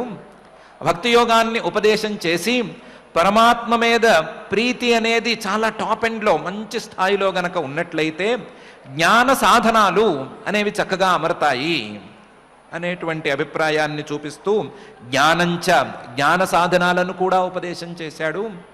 జ్ఞాన సాధనాలు ఎప్పుడైతే సరిగ్గా అమరి ఉంటాయో అప్పుడు భాగవతం ఆత్మ సతత్వ దీపం, భగవంతుడికి సంబంధించిన ఆత్మసతత్వం, ఆత్మతత్వానికి సంబంధించినటువంటి జ్ఞానానికి ప్రకాశకమైనటువంటి దీపంలాగా ప్రకాశకమైనటువంటి ఉపదేశాన్ని కూడా చేశాడు. భక్తి యోగాన్ని చెప్పాడు. భక్తి యోగంతో భక్తిని సాధించుకుని ఆ భక్తితో జ్ఞాన సాధనాల కోసం ప్రయత్నం చేయమని చెప్పాడు. జ్ఞాన సాధనాల ద్వారా తత్వజ్ఞానాన్ని అందుకోమన్నాడు. ఆ తత్వాన్ని తానే ఉపదేశం చేసి చూపించాడు. జ్ఞానంచ భాగవతం ఆత్మ సతత్వ దీపం. ఇది కేవలం మీకే ఎందుకు చెప్పాడు? మీలాంటి వివృద్ధ భావేన సాధు పరితుష్ట అనే ఈ స్థితిలో ఉన్నవారికే సంతోషంతోనే ఎందుకు చెప్పాడు అంటే, అసలు ఈ విషయం అర్థం కావాలి అంటే యద్వాసుదేవ శరణా, ఆ వాసుదేవుణ్ణే కనీసం కొంతమేరకైనా శరణు వేడి ఉండాలి. యద్వాసుదేవ శరణా విదురంజసైవ, వాసుదేవుడే శరణము అనేటువంటి భావనతో ఉండేవాళ్ళు తొందరగా సుఖంగా అర్థం చేసుకుంటారు. ఆ భావన లేని వాళ్ళు కేవలం ఈ చెవిలో విని, ఈ చెవితో విని ఈ చెవితో వదిలేసుకోవలసి వస్తుంది. వేరే దారి ఉండదు. ఈ చెవితో వింటారు, ఈ చెవితో వదిలేసుకుంటారు. వాసుదేవుడి మీద కనుక శరణు భావన ఉన్నా, వాసుదేవుడి మీద కనుక ప్రీతి భావన ఉన్నా, పరమాత్మ మీద ఏమాత్రమైన మనసులో భావం కాస్తంత పెరిగినా సరే వారు సుఖంగా అర్థం చేసుకుంటారు. అలాంటి వారిలో మీరు చాలా ఉత్తములు కాబట్టి వివృద్ధ భావేన సాధు పరితుష్ట, మీ మీద చాలా అనుగ్రహంతో మీకు ప్రత్యేకించి ఈ ఉపదేశం చేశాడు. తుభ్యంచ నారద భృశం భగవాన్ వివృద్ధ భావేన సాధు పరితుష్ట ఉవాచ యోగం జ్ఞానంచ భాగవతమాత్మ సతత్వ దీపం. మీకు ఈ ఉపదేశాలను చేశాడు. యద్వాసుదేవ శరణా విదురంజసైవ. ఆయన మీద ప్రీతి ఉన్నవారు సుఖంగా అర్థం చేసుకోగలరు అనే సంగతి వేరే చెప్పనక్కర్లేదు, మీకే తెలుసు. మీకు తెలిసినటువంటి ఈ అంశాన్ని పరమాత్మ మరింత బలంగా చక్కగా ఉపదేశం చేసి మీకు తత్వజ్ఞానాన్ని సంపాదించుకోవటంలో తోడ్పడాడు అని ఈ శ్లోకంలో బ్రహ్మగారు పరమాత్మ యొక్క హంసావతారాన్ని గురించి చెప్తున్నారు. ఇదేం తర్వాత ఒక విచిత్రమైనటువంటి అవతారాన్ని గురించో లేదా అవతారాలను గురించో పై శ్లోకంలో బ్రహ్మగారు ప్రస్తావన చేస్తున్నారు. ఆయా మన్వంతరాలలో అంటే సుమారుగా 71 దివ్య యుగాల పాటు ఉండేటువంటి కాలాల్లో ఉండేటువంటి మనువులు ఈ శ్రీహరి యొక్క అవతారాలే. ఆ మనువులు అనేటువంటి అవతారంలో శ్రీహరే కిందకు దిగి మానవులకు దిశానిర్దేశం చేస్తూ ఉంటాడు. ఆ దిశానిర్దేశం చేసేటువంటి మనువులు శ్రీహరి యొక్క అవతారాలే అని పై శ్లోకంలో చెప్తున్నాడు. చక్రంచ దిక్ష్వ విహతం దశసుస్వతేజ మన్వంతరేషు మనువంశధరో బిభర్తి దుష్టేషు రాజసుదమం వ్యదధాత్ స్వకీర్తిం సత్యే త్రిపృష్ఠ ఉషతీం ప్రథయంశ్చరిత్రైః అని. అందరికీ తెలుసు ఆయన చేతిలో సుదర్శన చక్రం అనేటువంటి పేరుతో చక్రం ఉంటుంది. చక్రంచ దిక్షు అవిహతం దశసు. ఆయన సుదర్శన చక్రానికి ఏ దిక్కులోనూ మొత్తం మన చుట్టూ ఉండేటువంటి 8 దిక్కులు, తూర్పు, దక్షిణం, పడమర, ఉత్తరం, అలాగే మూలలు అంటే 8 దిక్కులు, కింద పైన, ఊర్ధ్వం అధహ అనేటువంటి 2 దిక్కులు కలిస్తే మొత్తం 10 దిక్కులలోనూ ఏమాత్రం అడ్డు అనేది లేదు. ఏ దిక్కుకైనా వెళుతుంది, ఎక్కడికైనా వెళుతుంది. ఆయన పంపించాలే కానీ ఎక్కడికైనా వెళ్ళి ఎవరినైనా సరే కోసేసి వచ్చేస్తుంది. అలాంటి చక్రం ఆయన ధరించి ఉంటాడు. చక్రంచ దిక్షు అవిహతం దశసు బిభర్తి. కానీ ఇందులో తెలియాల్సిన అంశం ఒకటి ఉంది. ఈ చక్రం ఈయన కంటే చాలా భిన్నమైందేమీ కాదు.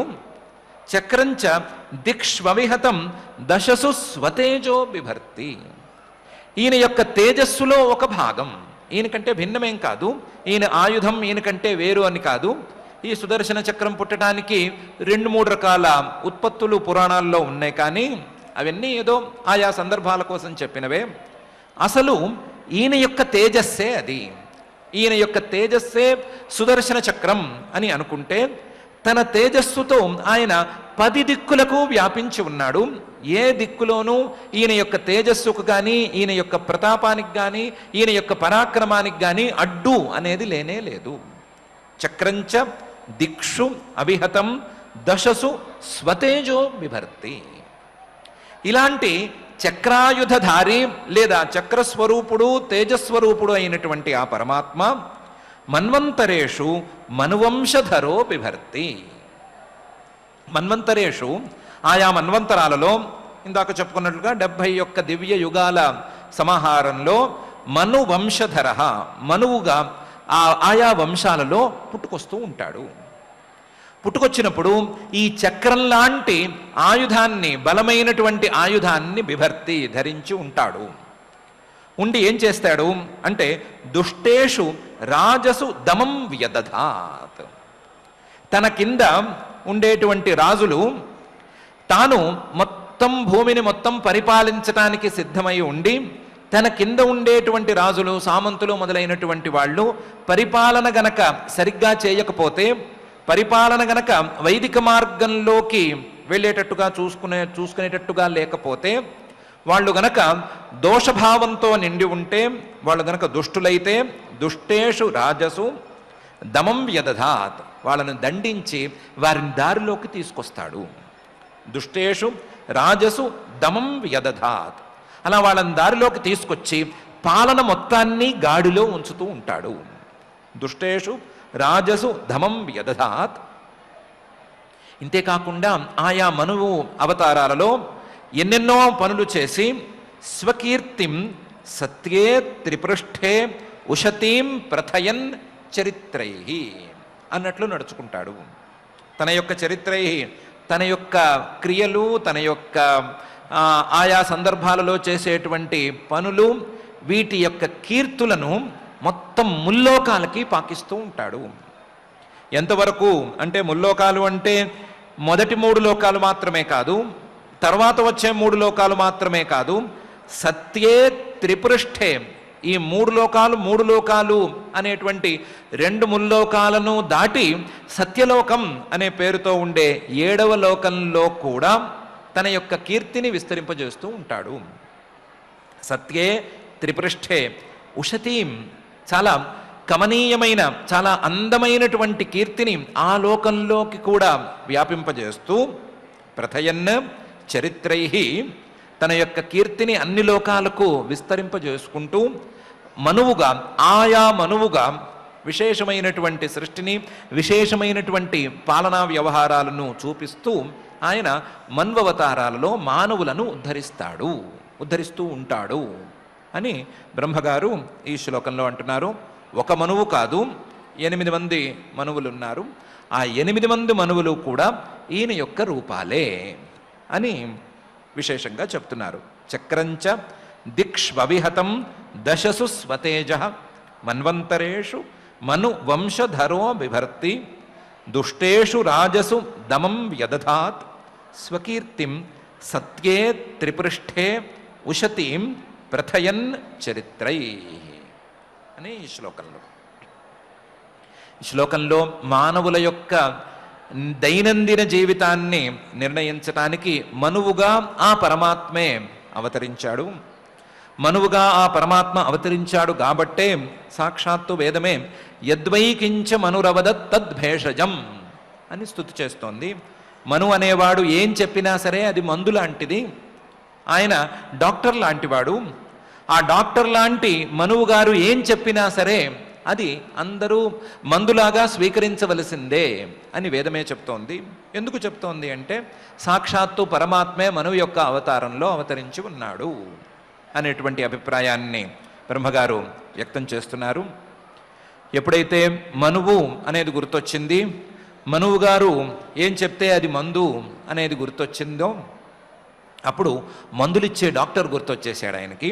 గుర్తు రాగానే పరమాత్మ యొక్క ధన్వంతరి అవతారాన్ని చెప్పాలి అని పై 2 శ్లోకాలను ప్రారంభిస్తున్నారు. పై శ్లోకాన్ని ప్రారంభిస్తున్నారు. ధన్వంతరిశ్చ భగవాన్ స్వయమేవ కీర్తి నామ్నా నృణాం పురురుజాం రుజ ఆశుహంతి యజ్ఞే చ భాగమమృతాయురవావరుంధే ఆయుష్య వేదమనుశాస్త్యవతీర్యలోకే అని. ధన్వంతరిశ్చ భగవాన్, ధన్వంతరి అనే పేరుతో భగవాన్, ఆ భగవంతుడే సాక్షాత్తుగా ఈ లోకంలో అవతరించాడు. స్వయమేవ తానే దిగి వచ్చాడు. చేత్తో అమృత కలశాన్ని పట్టుకుని ఆయనే దిగి వచ్చాడు.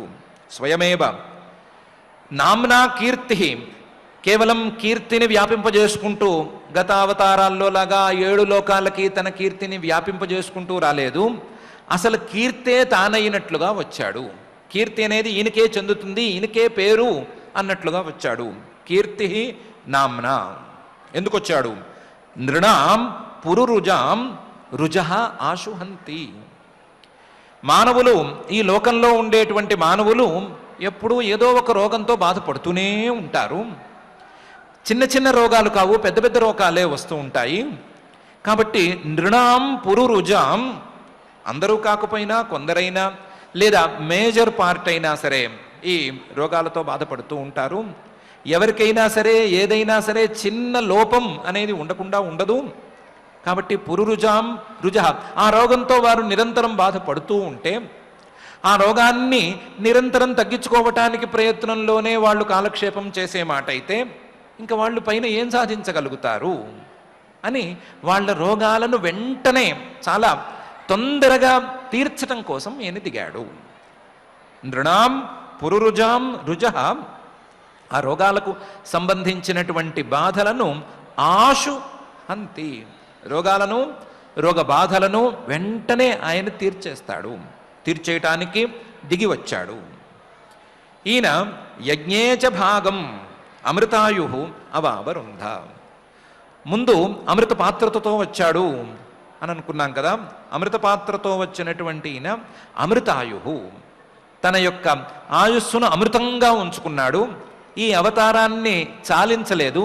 కంటికి కనిపించినా కనిపించకపోయినా ఈ లోకంలో ఇలాగే ఈ లోకం ఉన్నంతకాలం ఉండటానికే ఆయన నిర్ణయించుకుని దిగి వచ్చాడు. కాబట్టి అమృతాయు, ఈ లోకంలో ఉన్నాడు ఆయన, ఇక్కడే ఉన్నాడు. ఉన్నవాడు యజ్ఞేచ భాగం, యజ్ఞంలో కూడా తన భాగాన్ని, ధన్వంతరి అనే పేరుతో రావలసినటువంటి భాగాన్ని స్వీకరిస్తూనే ఉన్నాడు. యజ్ఞేచ భాగం అమృతాయు అవావరుంధే, యజ్ఞంలో భాగాన్ని కూడా స్వీకరిస్తున్నాడు. స్వీకరిస్తూ తన ఆయుస్సును అమృతంగా ఉంచి అవతారాన్ని చాలించకుండా ఈ లోకంలో ఉండిపోయాడు. ఎవరైనా ప్రార్థిస్తే ఆ ప్రార్థనకు తగ్గట్లుగా వాళ్లకు ఉండేటువంటి రోగ బాధలను వెంటనే తీర్చటానికి ఆయన పూనుకుని ఉన్నాడు. యజ్ఞేచ భాగం అమృతాయురవావరుంధే. ఇది కేవలం ప్రార్థిస్తే తీరేటువంటి బాధ కూడా కాదు. రోగాలు అనేవి నిరంతరం రూపు మార్చుకుంటూ ఉంటాయి. రూపు మార్చుకునేటువంటి ఈ రోగాలను పోగొట్టుకోవటానికి శాస్త్రాన్ని ఉపదేశం చేయాలి అనే అభిప్రాయంతో ఆయుష్యవేదం అనుశాస్తి, ఆయుష్యవేదం ఆయుస్సుకు హితమైనటువంటి వేదాన్ని, ఆయుర్వేదం అనేటువంటి చికిత్సా విధానాన్ని అనుశాస్తి ఆయన బోధిస్తున్నాడు, బోధించాడు. ఎలా? అవతీర్య లోకే, దిగి వచ్చి, ధన్వంతరిగా దిగి వచ్చిన వాడు ఈ లోకంలోనే పీట వేసుకుని కూర్చుని మానవుల యొక్క రోగ బాధలను ప్రార్థనలతో తీరుస్తూ కూడా వాళ్ళ యొక్క రోగ బాధలు పోవటానికి కావలసినటువంటి శాస్త్రాన్ని కూడా ఉపదేశం చేశాడు. ఇది ఆయనకున్నటువంటి మానవుల మీద ప్రీతి అని బ్రహ్మగారు ఈ శ్లోకంలో అంటున్నారు. ధన్వంతరిశ్చ భగవాన్ స్వయమేవ కీర్తి నామ్నా నృణాం పురురుజాం రుజ ఆశు హంతి యజ్ఞేచ భాగమృతాయురవావరుంధే ఆయుష్యవేదం అనుశాస్తి అవతీర్య లోకే అని. చాలా ఆశ్చర్యం. యోగం, వైద్యం అని రెండు శాస్త్రాలు, యోగశాస్త్రం ఒకటి, వైద్యశాస్త్రం ఒకటి. యోగశాస్త్రం మానసికమైనటువంటి ఆరోగ్యాన్ని తెచ్చిపెట్టేటువంటి శాస్త్రం. వైద్యశాస్త్రం, మిగతా ఆయుర్వేదం అనేది ప్రధానంగా దేహానికి సంబంధించినటువంటి ఆరోగ్యాన్ని తెచ్చిపెట్టేటువంటి శాస్త్రం. ఈ రెండు శాస్త్రాల్లోనూ అష్టాంగాలు అనేవి సాధారణమైనటువంటి ధర్మాలు. యోగంలో అష్టాంగాల గురించి తెలిసిందే. యమ, నియమాసన, ప్రాణాయామ, ప్రత్యాహార, ధారణ, ధ్యాన, సమాధులు అని అష్టాంగాలు యోగంలో ఉన్నాయి. అదేవిధంగా ఈ ఆయుర్వేదంలో కూడా అష్టాంగాలు ప్రధానంగా ఉన్నాయి. ఆ అష్టాంగాలు కాయ, బాల, గ్రహోర్ధ్వాంగ, శల్య, దంష్ట్రా, జరా, వృషాన్ అష్టావంగాని యస్యాహు చికిత్సా యేషు సంశ్రిత అనే తీరుగా చెప్తారు. ఈ ఆయుర్వేదంలో ఉండేటువంటి ఈ 8 అంగాలు 8 చికిత్సలు అనే పేరుతో ఉంటాయి. మొదటిది కాయ చికిత్స, శరీరాన్ని ఏ విధంగా రోగాలు వస్తే చికిత్స చేయాలి అనేటువంటి పద్ధతి. రెండవది బాల చికిత్స, పిల్లలకు ప్రత్యేకించింది. గ్రహ చికిత్స, మానసికమైనటువంటి వ్యాధులు వచ్చినప్పుడు, మానసికంగా దయ్యం పట్టినప్పుడు ఎలా ప్రవర్తిస్తారో అలా ప్రవర్తించినప్పుడు దయ్యం పట్టినట్లుగా ఉండేటువంటి వారికి ఏ రకమైనటువంటి ట్రీట్మెంట్ చేయాలో చెప్పేటువంటి వ్యవస్థ. అలాగే ఊర్ధ్వాంగ అంటే శిరహ, నేత్రం అంటే తలకాయ, అలాగే కళ్ళు లాంటి పై అవయవాలను ట్రీట్మెంట్ చేసేటువంటి విధానం. అలాగే శల్యం అంటే ఏదైనా ఒక బాణాలు లాంటివో లేదా ఆయుధాలు లాంటివో గుచ్చుకుంటే వాటిని ట్రీట్మెంట్ చేసేటువంటి విధానం. అలాగే విష చికిత్స అనే పేరుతో ఉండే దంష్ట్రా చికిత్స. అలాగే జరా అనేటువంటి విధానం. ముసలితనం తొందరగా మీద పడకుండా, ఒకవేళ ముసలితనం ఉన్నా సరే దాని యొక్క ప్రభావం ఎక్కువగా ఉండకుండా శరీరాన్ని కాస్తంత పటిష్టంగా ఉంచేటువంటి విధానం. అలాగే వాజీకరణం అనే పేరుతో ఉండే వృష చికిత్స అనేటువంటి చికిత్స. ఈ 8 విధానాలతో ఉండేటువంటి అష్టాంగ యోగం లాంటి అష్టాంగ ఆయుర్వేద శాస్త్రాన్ని ధన్వంతరిగా అవతరించినటువంటి పరమాత్మే మానవులకు బోధించాడు. మానవులను ఈ వైద్యం ద్వారా, ఈ విధానం ద్వారా ఆరోగ్యంగా ఉండమని ఆయన బోధించాడు. తనను ప్రార్థించడం ద్వారా, తాను చేసినటువంటి ఈ ఉపదేశాన్ని అందుకోవటం ద్వారా ఉండమని ఆయన బోధ చేశాడు. ఆరోగ్యంగా ఉండమని, ఎక్కువ ముసలితనం బాధించకుండా ఉండమని, ముసలితనంలో వచ్చేటువంటి ప్రభావాలకు దూరంగా ఉండమని, ఫిట్గా ఉండమని ఆయన బోధించాడు.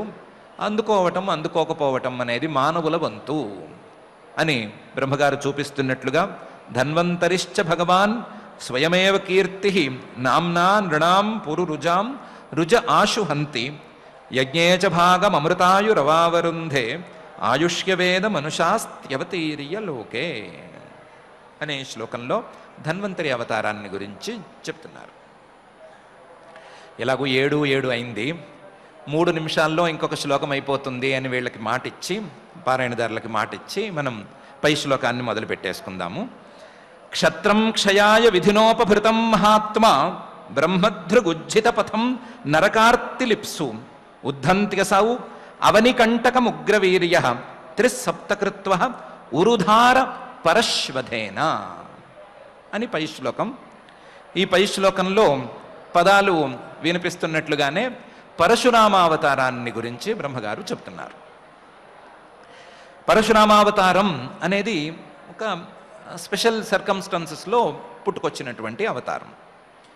కొన్ని ప్రత్యేక పరిస్థితులు ఈ అవతారం వచ్చేటట్లుగా పరమాత్మను ప్రేరేపించాయి. ఎలాంటి పరిస్థితులు అంటే, అప్పటికి ఈ లోకం కొంత దూరం వెళుతోంది, సృష్టి ముందుకెళుతోంది. సృష్టిలో ఆయా అవతారాలతో పరమాత్మే చాలా సెటిల్మెంట్స్ చేశాడు.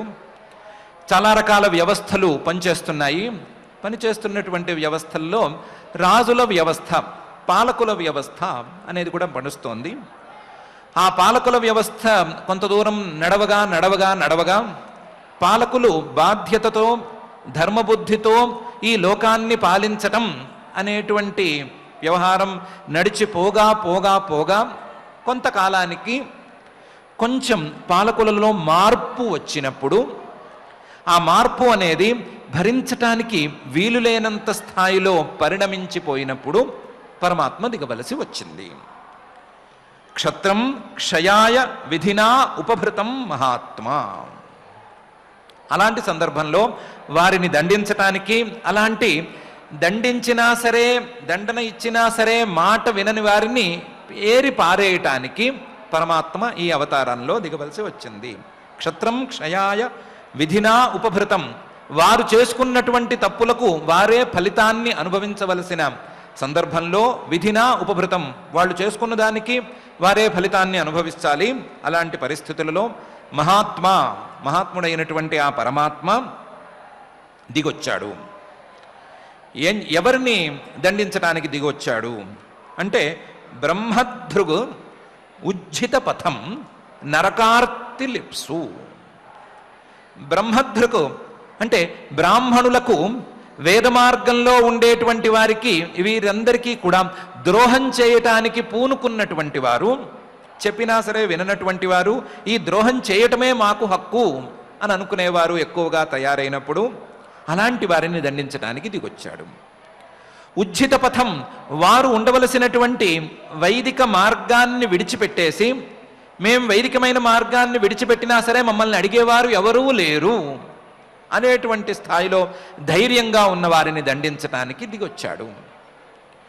అయ్యా, మీరు వైదిక మార్గాన్ని విడిచిపెడితే నరకానికి పోతారు అని ఎవరైనా పెద్దవాళ్ళు చెప్పినా సరే, ఆహా అంత నరకమే ఉండేట్లయితే మేము దాన్ని సంతోషంగా అనుభవిస్తాము అని కాస్తంత వాగే పరిస్థితుల్లో ఉన్నప్పుడు నరక ఆర్తి లిప్సు, నరకంలో ఏం బాధలున్నా సరే పడతాము, లేని నరకాన్ని చెప్పి మమ్మల్ని భయపెట్టద్దు అని చెప్పి నరకార్తి లిప్సు, దాన్ని అనుభవించడానికి సిద్ధంగా ఉన్నట్లుగా ఉండేటువంటి వారు, వైదికమైన మార్గాన్ని అనుసరించే వారిని మేము ఏమాత్రం లెక్క చేయము, వారిని ఇబ్బందులు పెడతాము, దీనివల్ల ఏమైనా దుష్ఫలితాలు వచ్చేటైతే అనుభవిస్తాం పోండి అనే చెప్పే స్థాయిలో బాగా పొగరుబోతుగా ఉండేటువంటి వారు, మాట వినని స్థాయికి చేరిన వారు ఉన్నప్పుడు ఈయన దిగి రావలసి వచ్చింది. బ్రహ్మధృక్ ఉజ్జితపథం నరకార్తిలిప్సు. ఈయన ఇలాంటి పరిస్థితుల్లో ఎందుకు దిగి వచ్చాడు, ఏం చేశాడు అంటే అవనికంటకం, వీళ్ళందరూ భూమికి ముళ్ళలా తయారయ్యారు అనుకుని దిగొచ్చాడు. వీళ్ళందరినీ, ఈ ముళ్ళలా తయారైనటువంటి వారందరినీ కూడా ఏరి పారేయాలి అనే అభిప్రాయంతో వచ్చాడు. వచ్చినవాడు ఉగ్రవీర్య, చాలా ఉగ్రమైనటువంటి ప్రతాపంతో, ఎవరూ ఎదుర్కోలేనటువంటి పరాక్రమంతో దిగి వచ్చాడు ఉగ్రవీర్య. వచ్చినవాడు ఉద్ధంతి, ఈ ముళ్ళన్నిటినీ టపటపా ఏరేశాడు. ఎలా ఏరేశాడు? త్రిసప్తకృత్వ, 7 మూళ్ళు 21 సార్లు భూమంతా తిరిగి ఇలాంటి ముళ్ళు ఎక్కడెక్కడున్నా సరే వాళ్ళందరినీ పీక అవతల పారేశాడు. ముళ్ళు అనేది ఉండటానికి వీల్లేదు, అది చిన్న ముళ్ళైనా పెద్ద ముళ్ళైనా సరే ఉండటానికి వీల్లేదు అని ఈ ముళ్ళన్నిటినీ ఏరి పారేశాడు. ఉద్ధంతి అవనికంటకం అసౌ ఉగ్రవీర్య త్రిసప్తకృత్వ. దిగినవాడు వాళ్ళని భయపెట్టడానికా అన్నట్లుగా ఉరుధార పరశ్వధేన, ఓ పెద్ద గడ్డగొడ్రలని ఆయుధంగా తీసుకున్నాడు. దానికి అదనంగా బాణాలు అవన్నీ ఉండనే ఉన్నాయి. దీనికి తోడు శాపాన్ని ఇచ్చేటువంటి శక్తి ఉండనే ఉంది. వాటితో పాటుగా పెద్ద గండగొడ్డలు తీసుకున్నాడు. గొడ్డలి అంటే ఏదో చెట్లు నరికే గొడ్డలి కాదు, ఉరుధార పరశు. ఉరుధార దాని యొక్క చివర చాలా తీక్ష్ణంగా ఉంది, చాలా పెద్దదిగా కూడా ఉంది. చాలా పెద్దదిగా ఫోటోల్లో చూపించినట్లుగా పెద్ద అంచు ఉండేటువంటి గొడ్డలిని ఆయుధంగా తీసుకున్నాడు. తీసుకుని 21 సార్లు భూమండలం అంతా చుట్టాడు. చుట్టి ముళ్ళు అనేది ఉంటే గనక ఏరి పారేశాడు.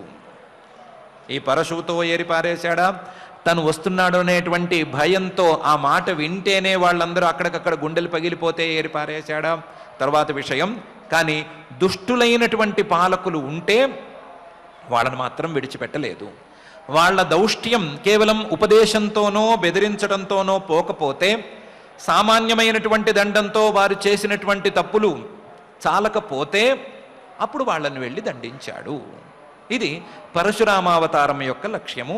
దుష్టులను ఏరి పారేసేందుకు నేను సిద్ధంగా ఉన్నాను అని చూపించటం అనేది పరశురామావతార లక్ష్యం. ఆ లక్ష్యాన్ని క్షత్రం క్షయాయ విధినోపభృతం మహాత్మ బ్రహ్మధృగ్ ఉజ్జితపథం నరకార్తిలిప్సు ఉద్ధంత్యసౌ అవనికంటకముగ్రవీర్య త్రిసప్తకృత్వ ఉరుధార పరశ్వధేన అనేటువంటి తీరులో చేశాడు అని బ్రహ్మగారు పరశురామావతారాన్ని గురించి ఈ శ్లోకంలో చెప్తున్నారు. బ్రహ్మగారు క్రమక్రమంగా ఒక్కొక్క అవతారం, మత్స్య కూర్మాది అవతారాలను గురించి చెప్తూనే ఉన్నారు. ఆ అవతారాలలో ఏ ప్రయోజనాన్ని ఉద్దేశించి పరమాత్మ దిగి వస్తున్నాడో దాన్ని కూడా చెప్తూనే ఉన్నారు.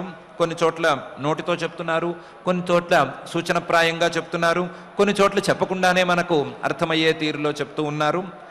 ఆ ప్రయోజనాలన్నిటినీ మనం దృష్టిలో ఉంచుకోవాలి అనే అభిప్రాయంతో చెప్తున్నారు. తప్పు చేస్తే నన్ను కాదనేవారు ఎవరు అనే మాట ఎవరు అనటానికి వీల్లేదు. ఎంత బలమున్నా, ఎంత అధికారమున్నా, ఏమున్నా సరే ఏరి పారేయటానికి, ముళ్ళును ఏరినట్టు ఏరి పారేయటానికి పరమాత్మ సంసిద్ధంగానే ఉన్నాడు అని తెలుసుకోమని చెప్తున్నారు. అలాగే కష్టంలో ఉండి నిజంగా పరిశుద్ధమైనటువంటి హృదయంతో పరమాత్మను వేడుకుంటే ఆ కష్టాన్ని తీర్చటానికి సిద్ధంగానే ఉన్నాడు, దిగి వచ్చేస్తాడు అని కూడా తెలుసుకోమని అంటున్నారు. అదే సమయంలో మీ కష్టాలను తీర్చటానికి మీతోనే ఉంటూ మీ ఆరోగ్యానికి బాధ్యత వహిస్తూ కూడా పరమాత్మ ఈ లోకంలోనే ఉన్నాడు, అమృతాయువుగా ఉన్నాడు. ఆయనేమి ఆ అవతారాన్ని చాలించను కూడా చాలించలేదు అనే విషయాన్ని తెలుసుకోమంటున్నారు. అలాగే మిగతా అవతారాల్లో ఉండేటువంటి విశేషాలను కూడా తెలుసుకోమంటున్నారు. తెలుసుకుని పరమాత్మతత్వానికి దగ్గర అవ్వటం మాత్రమే కాకుండా, ఆ తత్వాన్ని పరిచయం చేసుకోవటం మాత్రమే కాకుండా, ఆయా అవతారాలలో ఆయన చేసినటువంటి లేదా చూపించినటువంటి, సూచన చేసినటువంటి ఉపదేశాలను సరిగ్గా అందుకుని జీవన విధానాన్ని సరిచేసుకోమని బ్రహ్మగారు బోధిస్తున్నారు. ఆ బోధ చెవికి ఎక్కింది అని, చెవికెక్కినటువంటి బోధ పక్క చెవిలోకి పారిపోకుండా, పక్క చెవిలోంచి బయటికి వెళ్ళిపోకుండా మనసులోకి దిగి ఊరి క్రియారూపంగా బయటికి రావాలి అని ఆ నిరంతర హృదంతర సంచారి అయినటువంటి శ్రీనివాస పరమాత్మని భక్తిగా వేడుకుందాం. అదే సమయంలో పారాయణకు చాలా ఆలస్యమైనందుకు మన శేషాచార్యులు గారికి, మారుతి గారికి కూడా చిన్నపాటి క్షమాపణలను చెప్పుకుని పారాయణ కార్యక్రమాన్ని ప్రారంభించుకుందాం. ఈరోజు ద్వితీయ స్కంధంలో 7వ అధ్యాయంలో శ్లోకాలు పారాయణ చేసుకుంటున్నాం. అథ శ్రీమద్భాగవతే పారమహంస్యాం సంహితాయాం ద్వితీయ స్కంధే 7వ శ్లోకాః బ్రహ్మోవాచ యత్రోద్యతః క్షితితలోద్ధరణాయ బిభ్రత్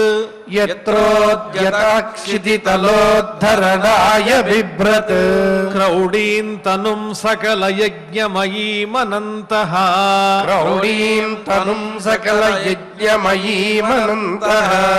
అంతర్మహార్ణవ ఉపాగతమాదిదైత్యం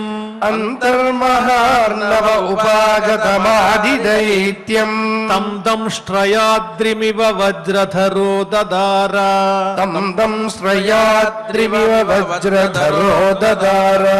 జాతో రుచేరజనయత్సుయమాన్ సుయజ్ఞః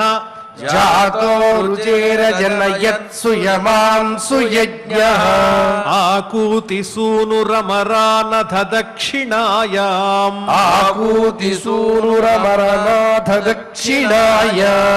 లోకత్రయస్య మహతీమహరద్యదార్తిం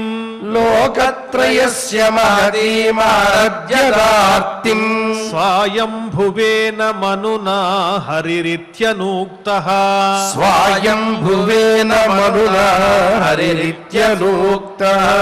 జజ్ఞే చ కర్దమగృహే ద్విజదేవహూత్యాం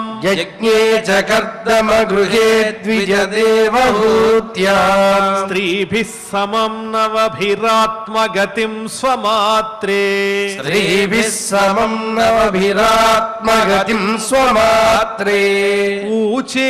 ఊచేయయాత్మశమలం గుణసంగపంకం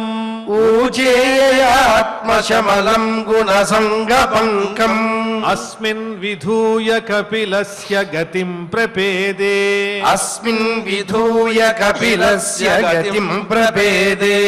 అత్రేరపత్యమభికాంక్షత ఆహతుష్టో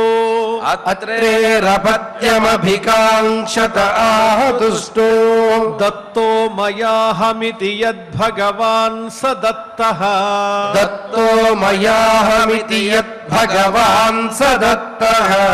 యత్పాద పంకజ పరాగ పవిత్ర దేహాః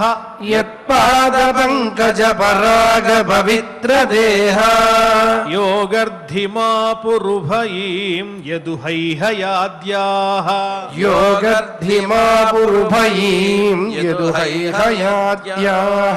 తప్తం తపో వివిధలోక శుశ్రూక్షయామే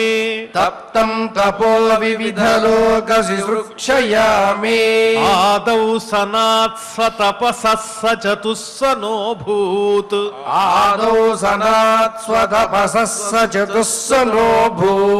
ప్రాక్కల్ప సంప్లవ వినష్టమిహాత్మతత్వం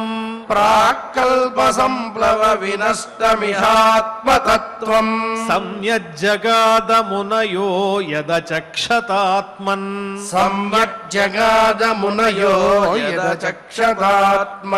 ధర్మస్య దక్షదుహితర్యజనిష్టమూర్త్యాం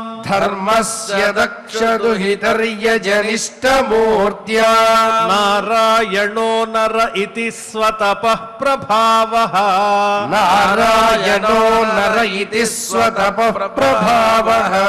దృష్ట్వాత్మనో భగవతో నియమావలోపం దృష్ట్వాత్మనో భగవతో నియమావలోపం దేవ్యస్తనంగపృతనా ఘటితుం న శేకుః దేవ్యస్త్వనంగపృతనా ఘటితుం న శేకుః కామం దహంతి కృతినో నను రోషదృష్ట్యా కామం దహంతి కృతినో నను రోషదృష్ట్యా రోషం దహంతముత తేన దహంత్యసహ్యం రోషం దహంతముత తేన దహంత్యసహ్యం సోయం యదంతరమలం ప్రవిశన్ బిభేతి సోయం యదంతరమలం ప్రవిశన్ బిభేతి కామః కథన్ను పునరస్య మనశ్రయేత కామః కథం ను పునరస్య మనశ్రయేత విద్ధః సపత్న్యుదిత పత్రిభిరంతి రాజ్ఞో విద్ధః సపత్నుదితపత్రిభిరంతి రాజ్ఞో బాలోపి సన్నుపగతస్తపసేవనాని బాలోపి సన్నుపగతస్తపసేవనాని తస్మాదాధ్రువగతిం గృణతే ప్రసన్నో తస్మాదాధ్రువగతిం గృణతే ప్రసన్నో దివ్యాస్తువంతి మునయో యదుపర్యధస్తాత్ దివ్యాస్తువంతి మునయో యదుపర్యధస్తాత్ యద్వేనముత్పథగతం ద్విజవాక్యవజ్ర యద్వేనముత్పథగతం ద్విజవాక్యవజ్ర విప్లుష్ట పౌరుషభగం నిరయే పతంతం విప్లుష్ట పౌరుషభగం నిరయే పతంతం యద్వేనముత్పథగతం ద్విజవాక్యవజ్ర విప్లుష్ట పౌరుషభగం నిరయే పతంతం యద్వేనముత్పథగతం ద్విజవాక్యవజ్ర విప్లుష్ట పౌరుషభగం నిరయే పతంతం త్రాత్వార్థితో జగతి పుత్ర పదంచ లేభే త్రాత్వార్థితో జగతి పుత్ర పదంచ లేభే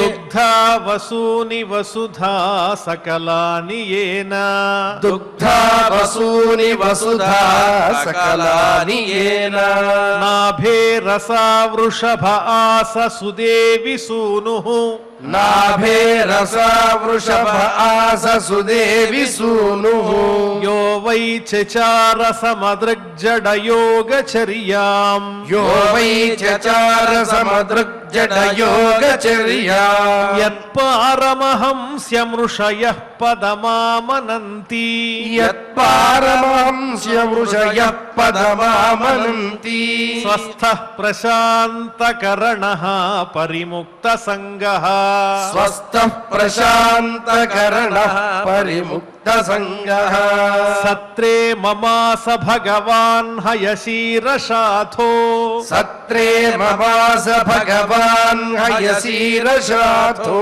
సాక్షాత్ సయజ్ఞ పురుషస్తపనీయ వర్ణః సాక్షాత్ సయజ్ఞ పురుషస్తపనీయ వర్ణః ఛందోమయో మఖమయోఖిల దేవతాత్మా ఛందోమయో మఖమయోఖిల దేవతాత్మా వాచో బభూవురుషతీశ్వసతోస్య నస్తః వాచో బభూవృషతీశ్వసతోస్య నస్తః మత్స్యో యుగాంత సమయే మనునోపలబ్ధః మత్స్యో యుగాంత సమయే మనునోపలబ్ధః క్షోణీమయో నిఖిల జీవనికాయకేతః శోణీమయో నిఖిల జీవనికాయకేతః విశ్రంసితానురుభయే సలిలే ముఖాన్మే విశ్రంసితానురుభయే సలిలే ముఖాన్మే ఆదాయ తత్ర విజహారః వేదమార్గాన్ ఆదాయ తత్ర విజహారః వేదమార్గాన్ క్షీరో దధావమరదానవయూధపానాం క్షీరో దదావమరదానవయూధపానాం ఉన్మధ్నతామమృతలబ్ధయ ఆదిదేవః ఉన్మత్నతామమృతలబ్ధయ ఆదిదేవః పృష్ఠేన కచ్చప వపుర్విదధార గోత్రం పృష్ఠేన కచ్చప వపుర్విదధార గోత్రం నిద్రాక్షణోద్రి పరివర్తక శానకండూః నిద్రాక్షణోద్రి పరివర్తక శానకండూః త్రైవిష్టపోరుభయహాస నృసింహ రూపం త్రైవిష్టపోరుభయహాస నృసింహరూపం కృత్వా భ్రమద్భ్రుకుటిదంష్ట్రకరాల వక్త్రం కృత్వా భ్రమద్భ్రుకుటిదంష్ట్రకరాల వక్త్రం దైత్యేంద్రమాశు గదయాభిపతంతమారాత్ దైత్యేంద్రమాశు గదయాభిపతంతమారాత్ ఊరౌ నిపాత్య విదదార నఖై స్ఫురంతం ఊరౌ నిపాత్య విదదార నఖై స్ఫురంతం అంతఃసరస్యురుబలేన పదే గృహీతో అంతఃసరస్యురుబలేన పదే గృహీతో గ్రాహేణ యూధపతిరంబుజహస్త ఆర్తః గ్రాహేణ యూధపతిరంబుజహస్త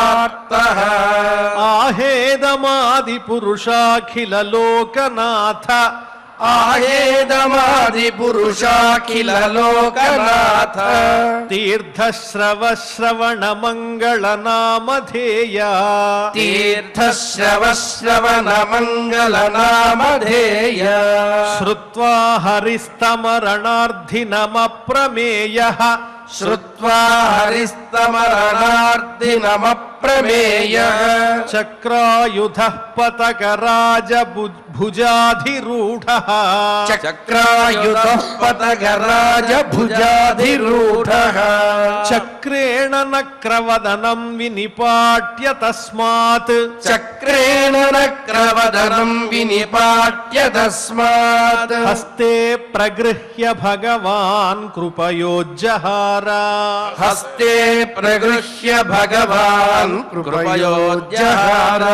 ధ్యాయాన్ గుణైరవరజోప్యదితే సుతానాం ధ్యాయాన్ గుణైరవరజోప్యదితే సుతానాం లోకాన్ విచక్రమ ఇమాన్ యదథాధియజ్ఞః లోకాన్ విచక్రమ ఇమాన్ యదదాధి యజ్ఞః క్ష్మాం వామనేన జగృహే త్రిపదచ్చలేన క్ష్మాం వామనేన జగృహే త్రిపదచ్చలేన యాచనామృతే పథి చరన్ ప్రభుభిర్న చాల్యః యాచనామృతే పది చరన్ ప్రభుభిర్న చాల్యః నార్ధో బలేరయమురుక్రమపాద శౌచం నార్దో బలేరయమురుక్రమపాద శౌచం ఆపశిఖాధృతవతో విబుధాధిపత్యం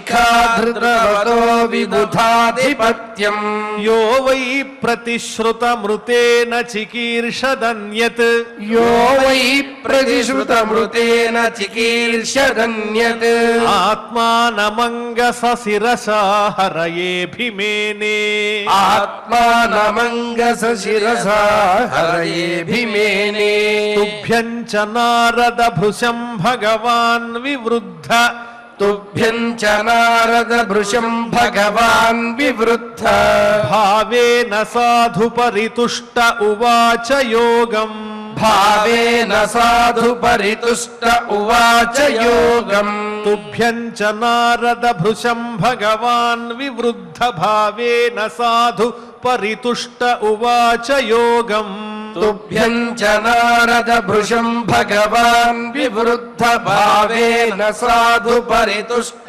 ఉవాచ యోగం జ్ఞానం చ భాగవతమాత్మ సతత్వదీపం జ్ఞానం చ భాగవతమాత్మ సతత్వ తత్వదీపం యద్వాసుదేవ శరణా విదురంజసైవ యద్వాసుదేవ శరణా విదురంజసైవ చక్రం చ దిక్ష్వ విహతం దశసుస్వతేజో చక్రం చ దిక్ష్వ విహతం దశసుస్వతేజో మన్వంతరేషు మనువంశధరో బిభర్తి మన్వంతరేషు మనువంశధరో బిభర్తి దుష్టేషు రాజసు దమం యదధాత్ స్వకీర్తిం దుష్టేషు రాజసు దమం యదధాత్ స్వకీర్తిం సత్యే త్రిపృష్ఠ ఉశతీం ప్రథయంశ్చరిత్రైః సత్యే త్రిపృష్ఠ ఉషతీం ప్రథయంశ్చరిత్రైః ధన్వంతరిశ్చ భగవాన్ స్వయమేవ కీర్తిః ధన్వంతరిశ్చ భగవాన్ స్వయమేవ కీర్తిః నామ్నా నృణాం పురురుజాం రుజ ఆశుహంతి నామ్నా నృణాం పురురుజాం రుజ ఆశుహంతి యజ్ఞే చ భాగమమృతాయురవావరుంధే యజ్ఞే చ భాగమమృతాయురవావరుంధే ఆయుష్య వేద మనుషాస్త్యవతీర్య లోకే ఆయుష్య వేద మనుషాస్త్యవతీర్య లోకే క్షత్రం క్షయాయ విధినోపభృతం మహాత్మా క్షత్రం క్షయాయ విధినోపభృతం మహాత్మా బ్రహ్మధృగుచ్ఛిత పథం నరకార్తిలిప్సు బ్రహ్మదృగుచ్ఛిత పదం నరకార్తిలిప్సు ఉద్ధంత్యసావవనికంటకముగ్రవీర్యః ఉద్యంత్య సారవనికంతకముగ్రవీర్యః త్రిసప్తకృత్వ ఉరుధార పరశ్వథేన త్రిసప్త కృత్వ ఉరుధార పరశ్వథేన ఇతి ఇతి శ్రీమద్భాగవతే శ్రీమద్భాగవతే పారమహంస్యాం సంహితాయాం పారమహంస్యాం సంహితాయాం ద్వితీయ స్కంధే ద్వితీయ స్కంధే సప్తమాధ్యాయే శ్లోకాః సప్తమాధ్యాయే శ్లోకాః. ఓం నమో వెంకటేశాయ.